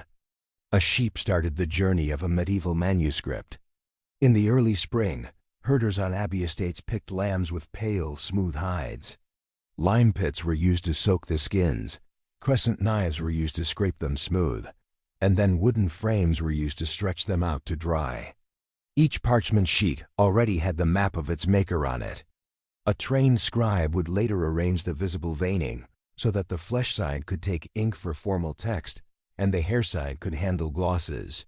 Monasteries measured wealth not only in acres, but also in hides. For example, a typical gospel book needed the lives of 60 animals. That cost made scriptoria run like small businesses, keeping an eye on how much pasture they were getting and how often they prayed. When the parchment was dry, it was moved to the writing room, where it was carefully stacked between boards. In the winter, a scriptorium might have 6 monks, and in the summer, it might have 12. The hum was soft. Quills were trimmed, pumice stones were used to sand rough grain, and ink was bubbling in iron cauldrons that had been mixed with oak gall, vitriol, and wine dregs. Each monk copied a few columns every day. They would stop at the canonical hours to chant psalms and then go back to their desks. They worked from example volumes that were often guarded and traveled hundreds of kilometers. In the late 7th century, the abbey at Corbie in northern Francia wanted to update its biblical text. To do this, it sent a brother on horseback to Luxo, which was 8 days away, to borrow a cleaner copy. The loan was backed by 2 silver chalices, which served as monastic collateral in case bandits came. These paths between houses made an invisible grid. Irish missionaries traveled along the Rhine and Danube, building satellite monasteries and carrying portable books bound in wooden boards. Each new house asked its parent house for commentaries and hymnals. Runners walked through muddy paths with bags full of reindeer. The Columban monastery of Bobbio in Italy sent messengers across the Alps twice a decade to trade copies of Augustine for extra pages from botanical treatises that Lombard doctors valued. The marginal notes in the surviving Bobbio codices name the passes and river fords. This shows that manuscripts traveled almost like passports. They were stamped by abbots, delayed by snow, and released again when brigands were paid off. Royal courts soon got in on this business. A count from Burgundy sent wine and extra parchment to St. Gall in the north. St. Gall sent back copies of Isidore's etymologies. These deliveries rode in merchant wagons that were already going to annual fairs, using business as a cover. The Carolingian Palace School in Aachen kept a list of trusted messengers, who were often young clerics with family ties to the border marchers. Their travel plans, which were written down in court records, looked like maps of arteries, Reims twice a year, Fulda every spring, and Tours when the Loire was low enough to cross. Every round trip made cultural ties stronger. By 800, many monasteries used the same script rules, so an Irish half-uncial hand was easy for a Swabian novice to read. Not all of the traffic went from north to south.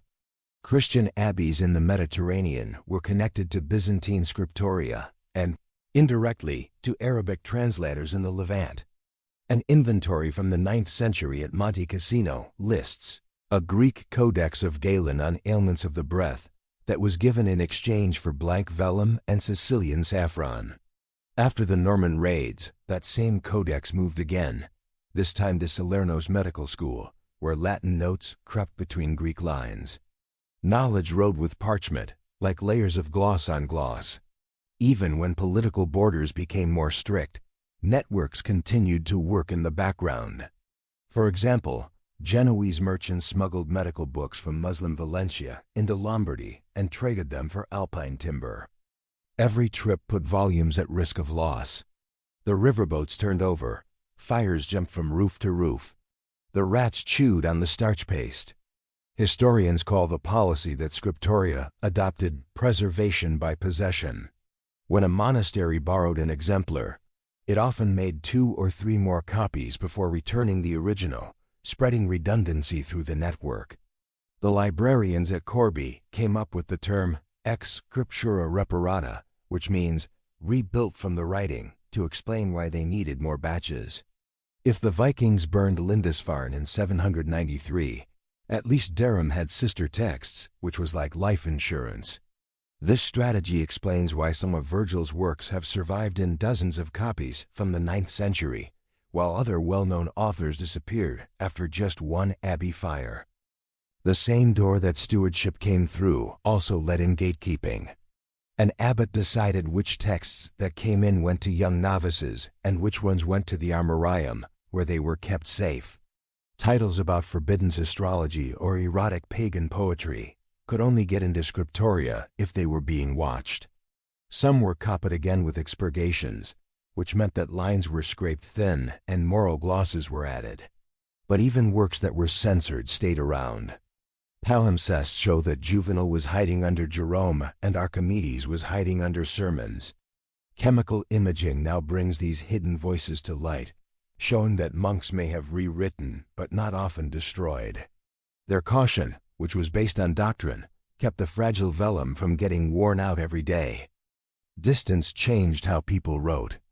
When Irish and Anglo-Saxon missionaries moved to the continent, they mixed angular insular letters with rounder Roman letters. This created the script that would later become known as Carolingian minuscule. Court chanceries pushed for the use of the new hand because it used less parchment. Lower prices led to more copying, which made libraries bigger. So route logistics had an effect on paleography, and paleography sped up text flow, which is an early example of a network effect. How quickly could a book get there? A well-funded embassy could travel 30 kilometers a day. It took at least 6 months for Codex Amiatinus, a huge Bible copied in Northumbria, to get to Rome in 716. Monks led a wagon across Gaul, over the Alps, and down the Via Cassia. A tablet now mounted on the vellum itself honors its survival. This shows that logistics were just as important as ink. According to toll receipts preserved on scraps of parchment used as binding guards, saddlebag packages from Fulda to Mainz took 3 days, to Aachen 8 days, and to Tours 12 days. Each receipt gives a travel date that isn't based on a story, which is another small chronometer that connects years. When there were civil wars, famines, or plagues, networks changed. After the Lombard conflict in the 740s closed Alpine passes, Bobbio monks moved their courier lines west through Provence to avoid Frankish patrols. This change can be seen in the new Provencal glosses that started to appear in their Latin. During the same crisis, Irish houses on the Rhine sent messengers by coastal ships instead of land. This left salt spray damage on surviving manuscripts, which are physical scars of chance.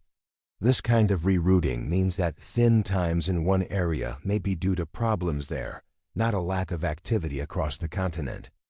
Even the borders between Muslims and Christians were not very strong. People in Umayyad Cordoba valued Greek knowledge more than what local copyists could give them. They bought Latin books on hydrology and agronomy from Catalan monasteries and translated them into Arabic. Some of those Arabic versions came back north in the 12th century Toledo school of translators, where they were translated back into Latin. These texts kept their core intact through at least 3 linguistic coats, showing that they have been around for hundreds of years. From above, the manuscript pipeline looked like a river delta. The main channels, like the Loire, Rhine, and Danube, carried most of the traffic, while smaller distributaries watered remote cloisters and seasonal floods changed the paths. Politics and natural disasters changed course, but sediment layers of copied text kept building up. That steady but uneven growth is why even our thinnest centuries have enough charters, capitularies, and commentaries to put together a believable story once we look at provenance stamps, scribal hands, and parchment isotopes. The network model also helps us understand why some classical works are no longer around. A play by Sophocles that had no educational, religious, or scientific value only made it through the pipeline if a curious abbot paid for a copy. Most did not. On the other hand, a book about pruning grapes sold quickly because abbeys paid for the costs of running vineyards. So survival bias is more like utility than time. So when we think about the lost centuries, we need to take into account the conveyor belts of parchment, goodwill, and risk that determined what could and couldn't be written, copied, or saved. The manuscript pipeline wasn't a secret passageway that hid knowledge. It was the postal system of the time, slow, selective, and very strong.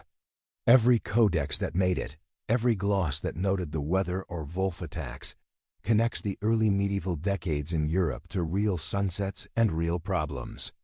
If you take out or compress those decades, the travel tags don't line up anymore. Script changes happen for no reason, and parchment chemistry doesn't match up with the sheep breeding cycles that are written down in manorial accounts. Skeptics miss the very logistics that show continuity. By the end of the 13th century, the number of manuscripts being sent around Europe was at a level not seen since the late Roman Empire. The flow went through cathedral schools, early universities in Bologna and Paris, and city bookshops. Anxiety came with growth. Bishops who used to beg for any book they could copy now had shelves full of new translations of Aristotle's logic, Arabic commentaries on medicine, and Jewish exegesis that had been brought over from Spain. Every title brought up new questions about nature, fate, and God's role in both. Church leaders were worried that untested ideas might threaten weak doctrines, so they went from just protecting them to actively regulating them. Local synod rulings are the first signs of trouble. The Provincial Council of Paris told teachers and students not to read Aristotle's Physics or Metaphysics, in public or in private in 1210. 2 years later, the ban was lifted. Scholars could read them as long as they also read reliable theological glosses. The Church would follow this pattern for hundreds of years: restrict, review, and then release with specific commentary. But as more books were made, it took longer to make decisions on a case-by-case basis. Curators needed a single tool. The Index Librorum Prohibitorum, or List of Prohibited Books, was published by Pope Paul IV in 1559. This was when the tool first became a written thing. The index listed authors whose books no Catholic could own or read without permission. Early editions were clear: all books by certain reformers, all versions of the Quran, and any Bible that was translated into the vernacular without permission from the bishop. Later editions got more detailed, giving grades to works by sentence and marking some texts as until corrected. Every printed index was a book that was sent to dioceses like a list of books that were off limits to everyone else. It was updated every few decades. Why did the index come so late, hundreds of years after the first bans? The risk calculation changed with printing. One press run in Venice could send thousands of the same copies to Europe in just a few weeks. Handwritten manuscripts used to take a long time to get to their destination and cost a year's worth of pay. Printed quartos, on the other hand, only cost a loaf of bread. Control that used to depend on a lack of resources now needed open policing. The index was more like a sieve than a hammer. It was meant to filter out an unending stream. Local inquisitors turned into librarians of orthodoxy. The Congregation of the Holy Office, which is better known today as the Inquisition, gave them the job of looking at books that were thought to be suspicious, ordering changes, or calling for them to be burned. Contrary to what many people think, most inquisitorial trials didn't involve pyres. Instead, they involved paperwork. Scholars sent in passages, consultors gave their opinions, and printers added black lines or pasted slips to cut out dangerous paragraphs. There are lots of these paper negotiations in the archives in Modena and Salamanca. The margins are thick with red ink, and they are an early conversation between censors and authors. Still, people were still afraid of harsher punishments. Giordano Bruno, who believed that stars were in infinite space, wouldn't cut back on his ideas. He was tried in Rome and died at the stake in 1600. 43 years later, Galileo Galilei was called to testify and, under pressure, agreed to treat heliocentrism as a hypothesis, not a fact. He was sentenced to house arrest, and his dialogue was added to the index until church mathematicians quietly removed it in 1835, after telescopic evidence had long settled the matter. These well-known cases made waves in academic circles. If you push too hard, the door might close. What exactly happened to get books from the desk to the blacklist? Rumors were often the first step in the process. A merchant brought bound sheets from Basel to Milan. A monk saw radical margins and wrote to his bishop, who then told Rome. A copy went to the Dominican commissioners, who looked at the passages and compared them to those from previous councils.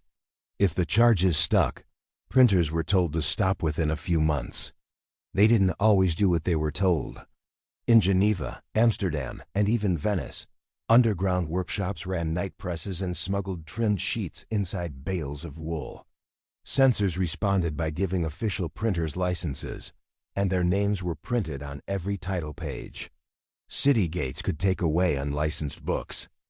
Different areas had different levels of enforcement.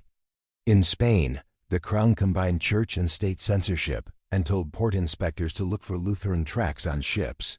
Surveys of Spanish libraries from the 1500s show that there were far fewer banned books than in similar Italian or French libraries.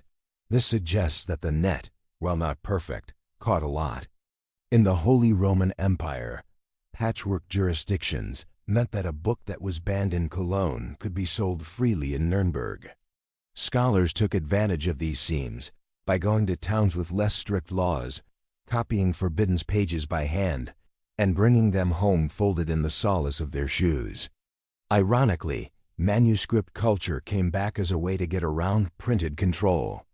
The church also put out expurgation manuals, which were guides that told people which parts of a work to remove instead of the whole thing.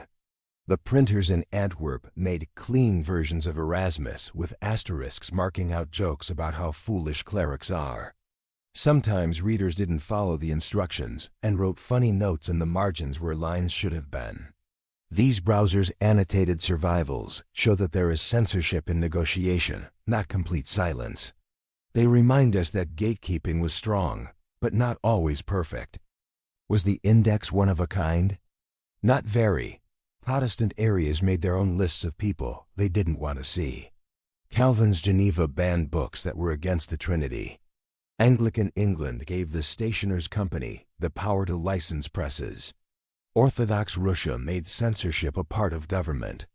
The Catholic Index is only notable because its bureaucracy lasted the longest officially until 1966, and because Rome's global reach meant that its lists went with missionaries to Goa, Manila, and Quebec. What did all of this mean for the flow of knowledge? Many scientific works were still going around, which was surprising. Sometimes they were framed in a doctrinal way. Jesuit astronomers in Beijing made maps of lunar eclipses to impress the Ming court. Their tables made their way to Rome on ships from Lisbon, where they sparked debates in Europe. Papal doctors wanted accurate Arabic pharmacopoeias in medicine, even though they were written by Muslims. The index focused on theology first, philosophy second, and natural science very rarely. But the lines between things got fuzzy. If a book about comets suggested that Earth was a planet, it could be flagged. As a result, writers learned how to use coded language to present information while also protesting loyalty. Other organizations changed to fit in. Early modern universities got charters that protected some academic freedom, but they also kept an eye on professors through faculty votes. Patronage changed. Some scholars looked for secular princes who weren't as tied to Rome, while others tried to win over tolerant cardinals. Libraries, like the Vatican itself, made secret reading rooms, or archivi reservati, where people could read certain books under supervision.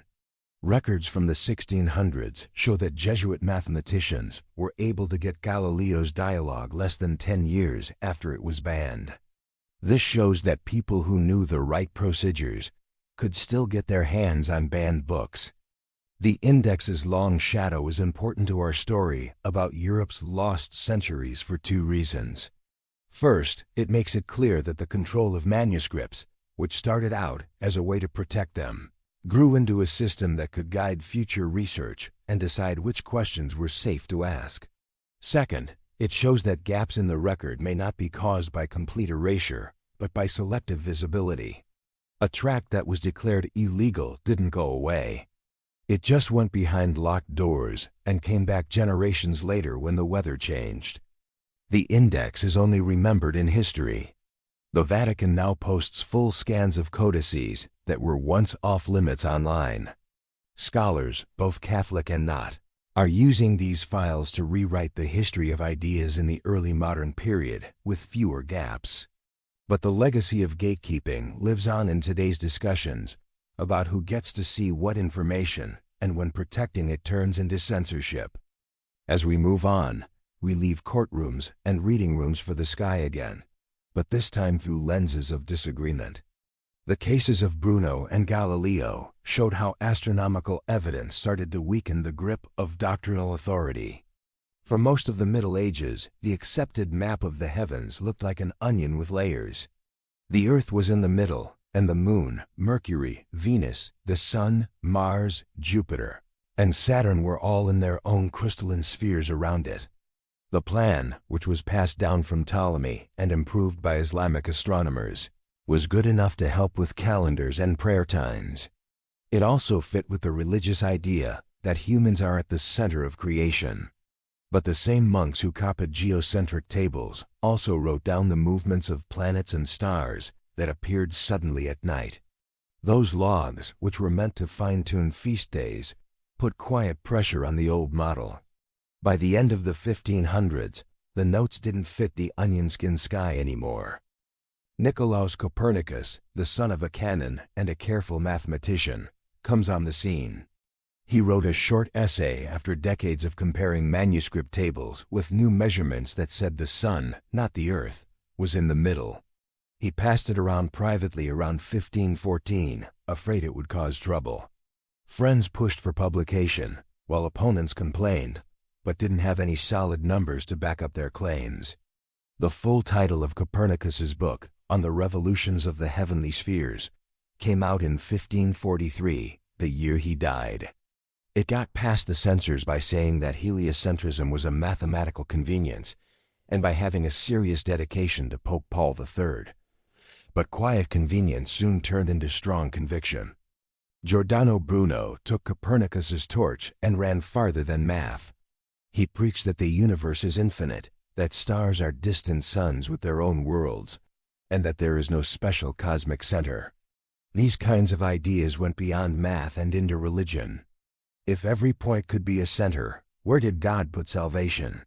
Bruno was well liked in Venetian salons because he was so good at speaking, but his refusal to take back what he said to the inquisitors sealed his fate.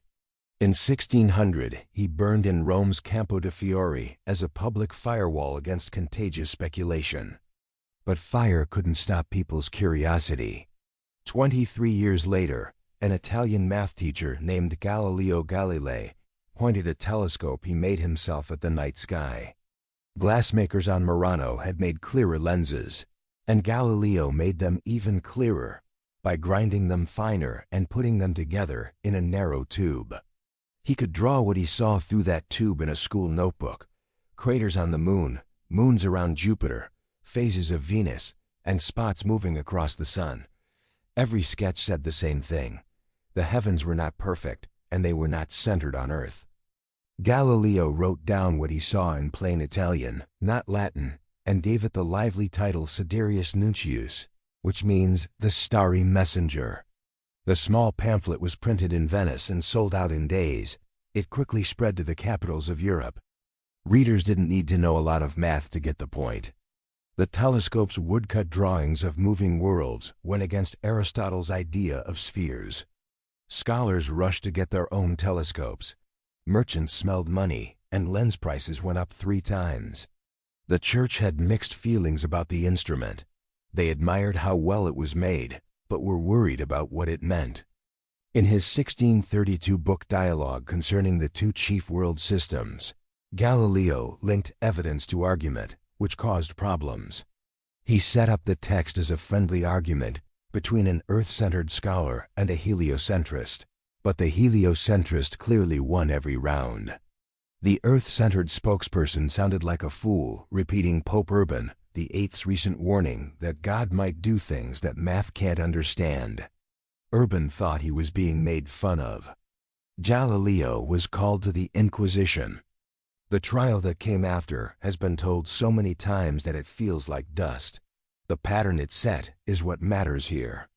People didn't punish Galileo for making a telescope or writing about moons. They punished him for saying that heliocentrism was true when the Bible seemed to say otherwise. The court told him to take back what he said, and he did, mumbling words that were later paraphrased as, "and yet it moves." His dialogue was put on the index. Unofficially, Jesuit astronomers kept reading it and improving his lunar maps so that missionaries could find their way around China and South America. Knowledge didn't stop. It took a detour through watched doors. Galileo's house arrest in Florence turned into a strange middle ground between being punished and being accepted. He kept doing experiments on motion and sending manuscripts to printers in Protestant Leiden. His 2 New Sciences, which came out there in 1638, started modern physics and got to Catholic scholars who were behind the censorship walls that tried to silence him. The Church, which was becoming more aware that its own calendar calculations depended on accurate astronomy, started teaching mathematicians how to accept the new information instead of denying it. There were quieter talks going on behind the scenes of the headline trials. Kepler, who worked in Lutheran Prague, got Tycho Brahe's exact planet charts and proved that Mars moved in an ellipse, not a circle. Ellipses fit observations perfectly and also destroyed the last geometric arguments for geocentrism. Jesuit mathematicians knew how good Kepler was and used his tables to make better predictions about eclipses. In 1664, Giandomenico Cassini, the head of the Bologna Observatory, used a telescope given to him by the Grand Duke of Tuscany, who had been Galileo's patron, to measure how fast Jupiter was spinning. Cassini was a priest in the Catholic Church. He wrote to Parisian scientists who plotted satellite transits to figure out Earth's longitude. This was a project that kings paid for so they could have an advantage at sea. The telescope's eye was starting to see both science and statcraft. The Church's interest in chronology never went away, though. Accurate planetary periods improved the Easter tables. To impress the Ming court, Jesuit missionaries in Beijing recalculated lunar eclipses.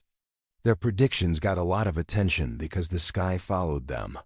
The Congregation of the Holy Office quietly took some math books off the index in Rome after clerics showed that they helped, not hurt, the accuracy of the liturgy. In 1757, the ban on most books that supported heliocentrism was lifted.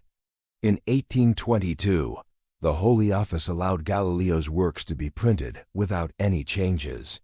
The slow change showed that the institution was changing from protecting inherited cosmology to overseeing empirical refinement. Why did astronomy break through censorship when philosophy and theology often failed? There are 2 things that stand out. First, clear tests show that astronomical claims are false. Moons either pass in front of Jupiter at the right times or they don't. Eclipses either happen on time or they don't. Second, the same information that threatened doctrine also gave it strength. A church that was in charge of setting universal feast days couldn't afford to ignore better tables. Gatekeepers changed when they saw the same evidence over and over again. The larger cultural current also pulled in the same direction.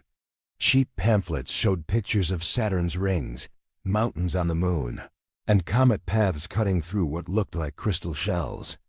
Print made it possible for anyone with glasses and a few coins to put lenses into a tube and look for themselves. Authority moved from paper to the sky. As more people learned to read and more books were published, it became harder and harder to keep knowledge behind indices. By the end of the 17th century, even in monasteries, the scientific method, public observation, shared calculation, and peer review had taken hold. Monks at the Abbey de Saint Denis used pendulums to test gravity in bell towers. In between sewing sessions, nuns in Milan drew sunspots. Their notes were sent through the Republic of Letters, a postal network that was like the old manuscript routes, but faster and wider. Curiosity found too many paths to be completely policed. But the legacy of astronomy's fight with authority didn't go away. Bruno's death as a martyr stayed with people as a warning, and Galileo's trial stayed with people as a warning. Scholars learned how to use language in a careful way. They called their findings hypotheses, and their new systems complementary. This careful way of speaking spread to geology, anatomy, and even early chemistry. Even after heliocentrism became common sense, the social memory of censure subtly changed how data were sent. When you question phantom time, the same thing happens again. If you turn over a calendar, you turn over feast days, saint anniversaries, charters, and royal jubilees, which are all important parts of cultural rhythm. Saying that Europe lost 300 years is like Galileo saying that the Earth moves. It needs to be looked at more closely. The difference is that sky-based audits are now digital and can check eclipse claims in seconds with a laptop. The early modern church changed when tables became useful, but supporters of phantom time don't want to change because their theory doesn't work with the same tools. The Vatican's own observatory on Mount Graham works with secular universities today to publish parallax measurements and exoplanet data. The institution that used to be afraid of unstable stars now helps keep track of them. Bruno would find poetic irony, and Galileo might smile in satisfaction. Both show the long path from hiding troubling information to using it. We leave telescopes for classrooms as our documentary goes on. We will look at how medieval schools, which were once meant to shape obedient faith, became a battleground where humanist, clerical, and civic agendas fought to decide what children could question. The change from singing psalms by heart to using printed grammar books set off another round of the myth of a long medieval night. Remember what the sky said before that lesson. When observation repeats and predictions come true, narrative must give way, whether it was written by a monk or a reformer. The heavens are patient and exact, and they keep grading every syllabus we write. In early medieval Europe, school didn't start in bright lecture halls. It started behind the walls of monasteries, where candles flickered before dawn. The Psalter started the lessons, and the beginners repeated Latin words they didn't understand, learning sound before sense. The goal was to save people first, teach them grammar second, and only be curious if it helped with the first two. By the 9th century, Charlemagne's reforms had spread court-sponsored schools throughout his kingdom. They all taught the same subjects: the trivium of grammar, rhetoric, and logic, and the quadrivium of arithmetic, geometry, music, and astronomy. But each subject, even numbers and stars, was taught through a religious lens. A boy could recite Boethius on harmony, but never see a real-life plan for water wheels turning in the next valley. That knowledge belonged to millwrights who were illiterate but very important. We need to lower our expectations when we think about these classrooms. A typical monastic school had about 10 students. There were no tables with planks on them. Instead, there were stone ledges for desks and scallop shells for inkwells. One master was in charge of chanting, writing, and discipline. Even after a child learned letters, learning was still mostly oral. He learned the Latin declensions by singing them, copying a few model sentences, and then practicing them out loud for months. Because there wasn't enough parchment, students wrote on wax tablets with bone stili and used their thumbs to smooth out mistakes.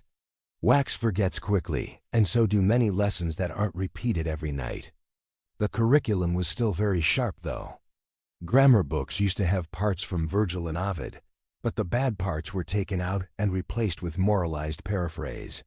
Rhetoric drills taught students to defend doctrine instead of questioning it, by arguing against heresies that were listed in glossaries as empty categories that could be easily refuted.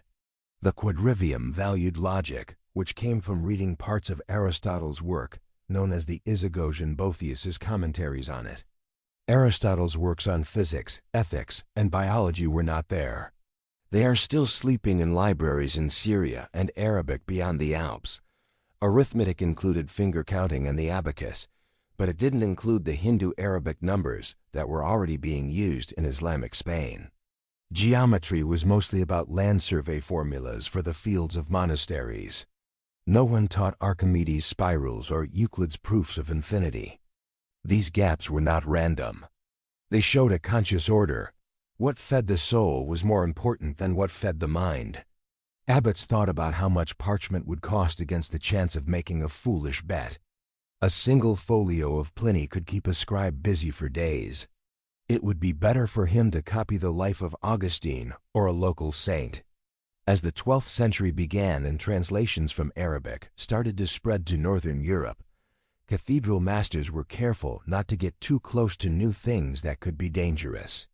Gerbert of Aurillac brought an astrolabe and a counting board from Catalonia, but he hid his lessons behind the guise of pious utility astronomy helped set Easter.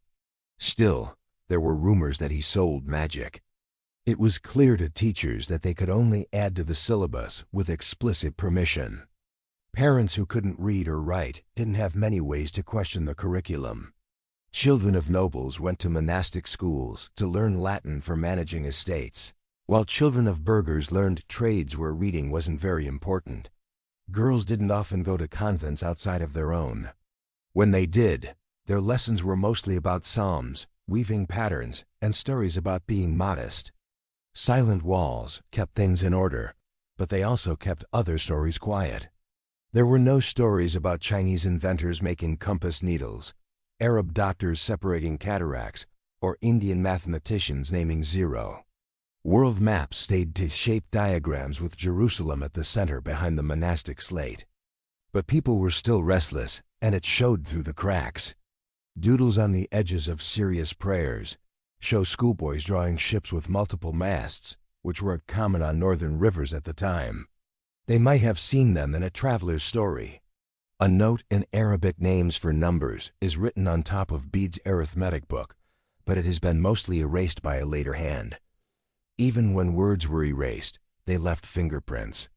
Modern multispectral imaging can bring back erased words, which shows that some masters secretly tested advanced material and then scraped it when their bosses got close. Control was harder in growing cities with lots of classrooms. By 1100, Bologna's law school had hundreds of students. Teachers rented rooms, and students hired people called stationari to copy lectures on folded quires. The church gave these universities permission to operate and gave them the jus ubiqui docendi, or right to teach anywhere. However, the same charters required masters to swear to orthodoxy.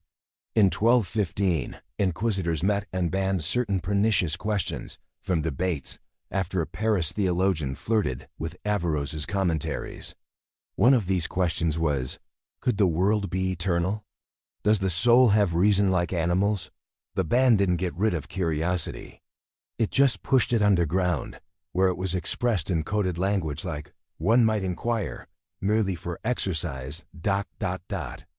This secret curriculum, everything said after Vespers, written down on scraps of parchment, or practiced in the back rooms of taverns, grew along with the official one.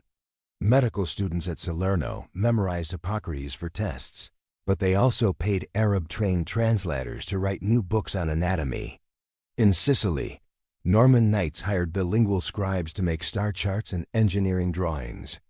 Jewish communities in Provence gave their Christian neighbors geometric problems to solve, but they were really puzzle games. The index hadn't yet mapped out the minority channels where knowledge flowed. Once printing was invented, it opened up the walled garden. The first Latin grammar book printed using Gutenberg's method came out in 1465. Within 50 years, Donatus and doctrinal primers were everywhere in schools, from Krakow to Seville. To make more money, printers added extra content to their books, like natural history facts and mnemonic rhymes for the order of the planets. Bishops tried to get licenses, but presses grew even faster. By 1500, the number of books in Europe had grown from a few million handwritten copies to more than 20 million printed sheets. There were too many pages that slipped through, so the curriculum could no longer be ring-fenced. But the ways of controlling things changed. The Jesuit order, which began in 1540, made Ratio Studiorum, a set of rules for studying that balanced strict theology with classical rhetoric. Their colleges trained generations of Europe's best and brightest by making them read a lot and do loyalty drills. But even there, the edges started to fray. Jesuit astronomers used coded footnotes to talk about Copernicus and publicly agreed with Ptolemy while teaching advanced math. Students graduated with both the Bible and the beginnings of a scientific revolution. The shadow curriculum had become part of the official one. The story was different in rural parishes. Peasants still learned about the seasons from older people, measured land with ropes, and guessed how much things weighed by looking at them. The printed textbook was still a long way off. It didn't have much of an effect on their lives until well after 1600, whether it was controlled or not. This uneven spread helped the myth that the Middle Ages were all ignorant. In fact, there were areas of high learning and areas of widespread illiteracy, just like in ancient Rome. During the late medieval surge, the pockets got denser, and the tension between the center and the edges grew. For example, city students talked about optics while village kids learned the Lord's Prayer by heart. Historians can see how schooling spread over time by looking at the colophons, or datelines, at the back of printed books. A grammar book from Cologne in 1473 gets to Lubeck by 1485, Riga by 1497, and Krakow by 1504. The pace is like shipping routes, not church borders. In those same colophons, new printers sometimes bragged cum privilegio, which means with privilege. This meant they paid for exclusive local rights, which is like ecclesiastical licensing in a secular way. Profit and orthodoxy made up two gates that kept economic monopoly and ideological guardrails apart. What does the shadow curriculum tell us about our bigger question? Were centuries lost or just misrepresented? If the timeline were missing 300 years, the evolution of teaching would show strange jumps. Instead, we see slow changes, scripts becoming simpler in the 8th century, gloss textbooks becoming more common in the 12th, and printed primers becoming more popular in the 15th.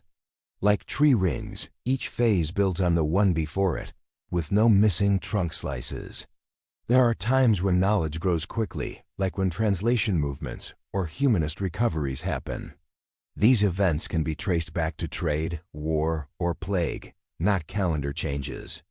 Censorship events also show how history keeps going. The Paris bans on Aristotle's books happen right when translation centers say they do. Galileo's trial in 1633 fits Rome's New Style calendar. And the expurgated Bibles of 1580 come out at the same time as papal bulls that mention Gregory's 10-day cut. The regulatory documents are time-stamped within the unbroken framework set up by earlier sections, such as lunisolar tables, dendrochronology, and coin hoards. Both teaching and silencing follow the same steady march of days. In short, the shadow curriculum shows that suppression never completely stopped inquiry. It slowed it down, channeled it, and hid it, but left enough clues for us to piece together a complex path from monastic rote to printed debate. Those traces stick to dates that are easy to guess, not to 3-century gaps that change. The story isn't about a big hole that was later filled in. It's about a living body whose ideas flowed like blood, getting thicker and thinner as its diets of power, money, and faith changed. Think about how it would feel to walk into a Romanesque church at dawn. Light from the east oculus spills into the nave and crawls across it until it hits a spiral design carved high on a capital. To the people who go to church, the pattern looks decorative and maybe even represents eternity. But when a mason draws that spiral with chalk, he finds that it is almost exactly the same as the golden ratio. The capital's location is exactly 1/3 of the nave's length from the western portal, which is where the building's sound waves are strongest. There are no records of any of this in surviving construction contracts or bishopric accounts. The knowledge lives on in stone and the memories of craftsmen who didn't leave much written evidence. Building sites in the Middle Ages were busy crossroads where lay workers carried blocks, clerics read liturgical plans, merchants brought wood, and a small group of master masons who knew geometry like it was secret scripture. They met at dawn to draw the trace, which was a floor diagram made of broken chalk that showed where the walls, piers, and vault springers were. When the day's setting out was done, the apprentices swept sawdust over the lines to hide the drawn floor so that no one else could see the pattern. There wasn't much written parchment, and it was easy to ruin. Ritual kept what ink couldn't. From these building huts came groups of craftsmen who made oaths to each other by shaking hands. These groups later became known as Masons' lodges. After 1140, Romanesque rounded arches changed into Gothic rib vaults, which helped their craft spread. Pointed arches needed very precise math, like equal angles for thrust and fractional ratios for load paths. Masons made templates out of wood with notches that showed standard radii and passed them from lodge to lodge. Since not many bishops knew how to do the math, the lodge became a self-policing guild. A stranger who couldn't prove they could draw a correct equilateral triangle with just a cord and a pin couldn't get in. Along with technique, symbols grew. A simple circle with 2 arcs that fit together to make a vesica piscis, a sacred lens that stands for birth, and the ratio 1, square root 3. The sign, which was carved on a hidden joist, let future masons quickly see how thick the walls were. These marks changed over time into what we now know as early Masonic symbols, like compasses, squares, plumb lines with stars or eyes, and more. They had practical purposes, quality control, and later became full of layers of meaning. Not all lodges were supported by the church. Castle workshops used the same geometry for both religious and non-religious towers, changing rose window tracery into arrow slits. Some lodges went with the Crusaders, setting up wooden sheds next to Levant fortresses and then coming back west with Arabic books on surveying and optics. Not many Crusader carpenters could speak Arabic well, but diagrams don't need to be translated. A piece of parchment found in Villar de Hanacourt's workshop shows a pulley plan next to a Mecca compass. This suggests that ideas were shared through sketches that were traded like coins. The economic downturn and plague of the 1400s made cathedral projects less popular, which left master masons without work. Many stayed in urban guild halls and worked on civic projects like bridges, town halls, and clock towers.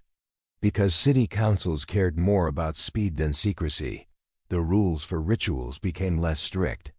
When journeymen went looking for work far away, they carried tokens, metal squares with circles stamped on them, to show they had been trained. These tokens became badges that let people into impromptu gatherings in tavern lofts, where masons taught new members Euclidean propositions and praised their patron saints.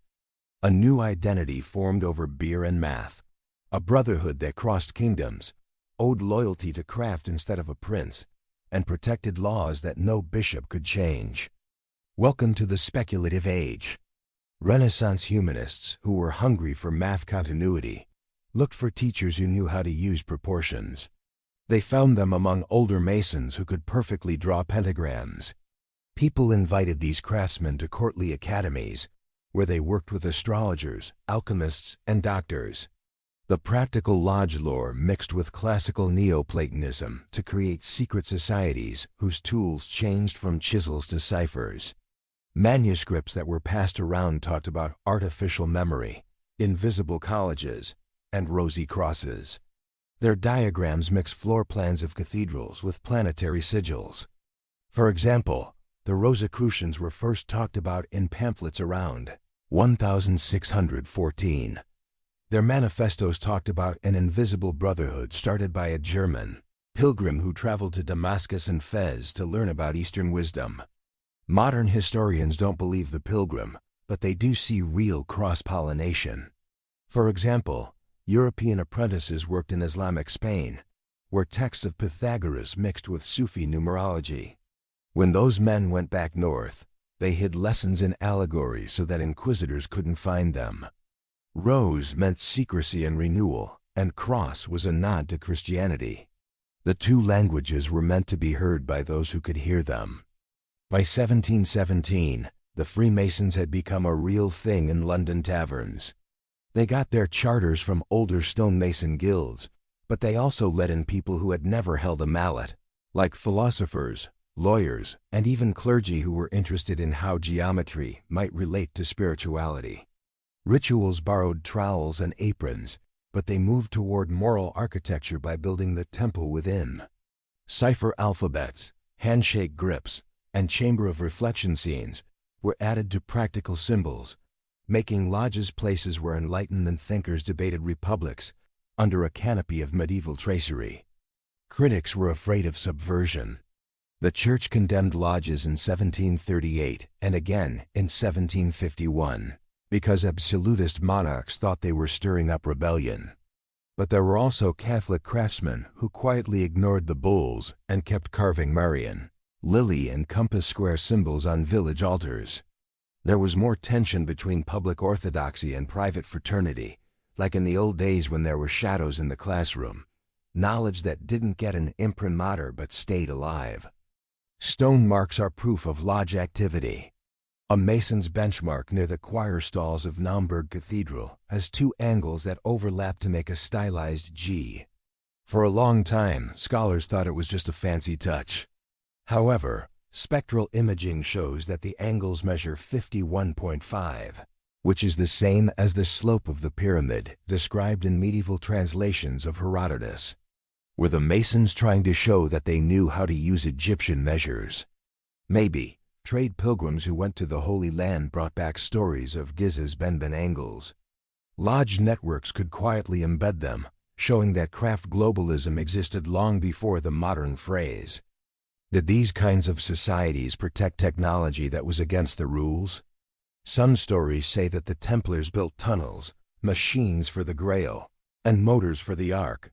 Archaeology suggests that knowledge spread slowly, like double-shell domes, reverse arch buttresses, and lime kilns with better airflow. These are not secret innovations. They spread slowly through word of mouth and lodge letters. Cathedrals themselves were like textbooks. A beginner studying Chartres could count the heights of the courses and learn how to distribute the load by eye. The building taught long after the teachers died, and anyone who was willing to measure knew this.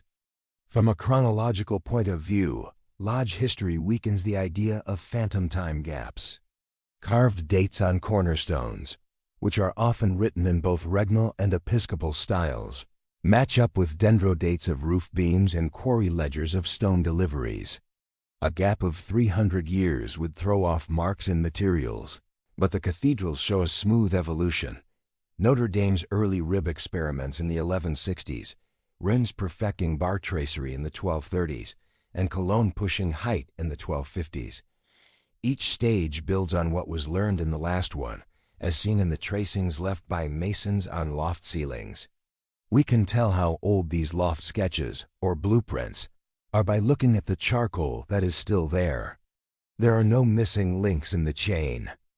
Secret groups also wrote in journals. The first Masonic Lodge minute books from Edinburgh date back to 1598 and refer to older, ancient constitutions. These constitutions are based on 13th century Regius and Cook manuscripts, which in turn cite legendary lineage from Euclid's Egypt. Putting aside the hyperbole, the textual breadcrumb shows that there is a real memory that goes back hundreds of years, not one that has been mysteriously stretched to cover made-up time periods. If there were 300 ghost years, we would expect to see chronological knots, like lodge charters that list rulers who were in charge at the same time, or meeting minutes that don't match local feast calendars. Researchers say they can't find any of these knots. The craft's secrecy leads to an ironic revelation. Ritual keeps words alive. In Middle English glossaries, there are words like cowan for impostor and squaring the circle, which show up in building accounts from the time of the king. Linguists look at how words change over time, noting that phonetic changes happen slowly, not all at once. Language itself shows that time flows steadily. Why even bother with cloaked geometry? Partly to keep their jobs. Mystery was good for guild monopolies because outsiders couldn't underbid plans they couldn't understand. Partly spiritual hunger, the proportion seemed divine, and the square root of 2 gave a hint of cosmic order. Putting ratios into stone felt like praying in math. The church, which had big naves, put up with quiet esoterica as long as outward symbols stayed true to the faith. Eventually, the Renaissance figured out what these hidden lessons meant. Humanists measured ancient ruins, compared them to cathedrals, and wrote essays that linked craft knowledge to classical theory. Filaret, Alberti, and later Palladio published proportional canons that had only been talked about in secret. Print broke the monopoly. Geometry went from tavern lofts to schools. Some Freemasons became Enlightenment salons, where they used symbols to talk about civil rights. People were suspicious of their political activism because Paris lodges were home to early revolutionaries, but the geometric heart kept beating, shaping neoclassical facades from Washington to St. Petersburg. In this way, secret societies connect the Middle Ages to the present. They show continuity because the knowledge arc goes from scaffold to charter to salon, not across empty centuries. Coins, eclipses, and parchment isotopes all show that their ritual calendars, embedded dates, and small design changes all fit onto the same time spine. The story most of us learned is quick and comforting. Europe slept through 1,000 years of darkness. Then, one morning in 14th century Florence, artists and scholars woke up, brushed dust off Greek marbles, and painted the Sistine ceiling, carved David's sinews, and plotted planets around the sun. But when we look at the real paperwork like the inventories, shipping logs, marginal notes, and papal receipts, a more humble, slower story comes to light. It seems that the Renaissance wasn't a natural dawn, but rather a planned unveiling, with patrons deciding which long-forgotten authors would come back into the public eye and which would stay hidden in linen. Start with Petrarch around 1350. He didn't just happen to find Cicero. He convinced monks at the cathedral in Verona to open a cupboard where a 9th century copy of Pro Archaea was stored incorrectly. He cried, copied quickly, and told his friends the news. But the cupboard only existed because Carolingian scribes had copied Cicero 800 years earlier when parchment was hard to come by. Petrarch's rediscovery was a relay handoff across centuries, not a new dig. He praised each manuscript, like Quintilian from St. Gall and Livy from Monte Cassino. They all traveled by mule or river barge with signed loan letters. Abbots asked for security deposits in the form of gold rings, promises to return them quickly, and threats of excommunication. It was not an accident that recovery happened. As humanists pushed for more texts, church leaders had to think about how much they were worth and how risky they were. A book about rhetoric? Safe it made sermons better. A conversation that makes fun of fate and free will? Better to keep it in the reserve. Pope Nicholas V reorganized the Vatican Library in the 1450s. The registers show which books were moved from Archivum Vetus to Publica Lectio. Nicholas hired copyists to copy Plato and Thucydides, but he left the apocryphal Gospels sealed. Selective release had a purpose. Showing off knowledge boosted the Pope's prestige during the schism and kept theological wildcards in check. Rulers who were not religious wrote things down. Cosimo de' Medici paid agents to search through monastic attics. He then put the sensitive finds in his private studiolo and lent cleaned-up versions to Florentine scribes. His grandson Lorenzo let Marsilio Ficino and Pico della Mirandola into that studiolo, but only after making sure that Ficino's translations of Hermes Trismegistus had a preface praising Christ as Logos. The line between patron and censor became less clear, and scholarship moved forward in court livery. Things that happened in the East sped up the flow. When Constantinople fell in 1453, scholars who had fled the city took codices with them in carpets. Western princes rushed to pay for their trips, but import lists show triage. Bessarion, a Byzantine cardinal, gave Venice 4,000 manuscripts. Senators picked out Aristotle, Euclid, and Ptolemy, leaving out lesser-known epic poets. Even when things were bad, gatekeepers curated. Printing changed the economics of release, but not right away the politics of it. In Venice, Aldus Manutius printed cheap octavos of Sophocles and Demosthenes, calling them portable schools. However, Aldus had to get papal permission before each run, hoping that the exclusive licenses would also serve as moral vetting. His Greek typefaces were amazing, but his press didn't print Epicurean works for decades. Philosophy that questioned divine providence might have hurt sales in religious homes. At the same time, the Vatican set up its own printing office, which printed corrected Latin Bibles and Aristotle with notes. The Church is not against learning, it is in charge of learning. Scholars like Erasmus knew how to get around this by buttering both sides. He gave his Greek New Testament to Pope Leo X, and then put funny insults about clerical ignorance in the prefaces. Leo laughed and approved print runs, but his more conservative successors made things harder. Erasmus's colloquies were stuck in limbo for years before they ended up on the index until amended. Selective openness went beyond books to include art and science. The same Medici dukes who paid Botticelli to paint a naked Venus on silk banquet tents also paid Dominican friars to preach modesty in the streets. When Puccini made nude marble columns for the front of Sienna's cathedral, bishops moved the statues inside after complaints, saying they were too tempting for public view, but still educational. Knowledge came out, but only through a sieve that was set to politics, piety, and image. What caused this managed release to gain so much speed in the 15th century? Threat and money.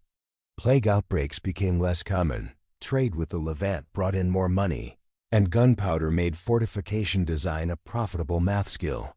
Engineers needed Archimedes, and Archimedes needed a new Greek model. Libraries unlocked their doors because they needed to use calculation tables that were older than Rome to figure out how much money they could spend on artillery. Universities were also under pressure. There were a lot more students, and intellectual prestige became civic capital in Bologna, Padua, and Paris. Masters asked abbeys for course materials, promising to bring them back safely. Some abbots made deals. We'll send Cicero, and you send wool tithes. Instead of being made of silver, texts were made of currency scraped from parchment. Translators changed works to fit the local culture the whole time. Averroes arguing about the soul's death. Latin versions added the phrase, philosopher speaking, not we, to fatal lines. Lucretia suggested atoms and void.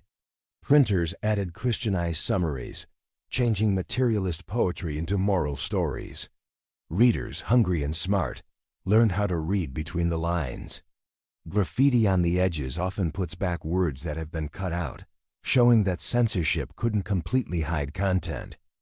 A tipping point came by the early 1500s. There were more private book collections than monastic ones. Patrons fought to show off Greek books on their shelves as a sign of status. When the flood came, the gatekeepers changed from keeping things secret to framing them. The Jesuits' Ratio Studiorum included all of Euclid's works, but they also included religious commentary on math. The Council of Trent said it was okay to study Hebrew and Greek as long as teachers focused on the Church Fathers. Control turned into interpretation instead of just giving it. This change makes the sudden dawn myth harder to understand. Renaissance brilliance doesn't seem to happen all at once or all over the world. Instead, it happens in a series of steps: retrieval, filtering, glossing, mass copying, and debate. Each stage lasted for decades, and in some cases centuries. The chain from the 9th century Carolingian copy to Petrarch's discovery to the Aldine edition to the school primer takes half a millennium, stitch by stitch. No phantom leap telescopes that arc. It bends smoothly like a slow sunrise crossing valley ridges. Managed release also explains why things don't shine evenly. Why does architecture go up before chemistry starts? Because geometry books were cleared of censorship early on, which was good for churches, but alchemical recipes were still seen as suspicious. Why do anatomical drawings become popular in Padua in the 1540s, but metallurgy does not? Dissection was legal in medicine, but mining was a more dangerous topic because of feudal rents. Patterns of permission line up exactly with research timelines. When we compare release dates to printing press records and royal edicts, they fit into the timeline we made earlier, after the eclipse, after the tree ring, and after the coin hoard. There is no missing block that needs 297 extra years. Instead, each permission slip, privilege stamp, and censor's margin note nails years down with bureaucratic precision.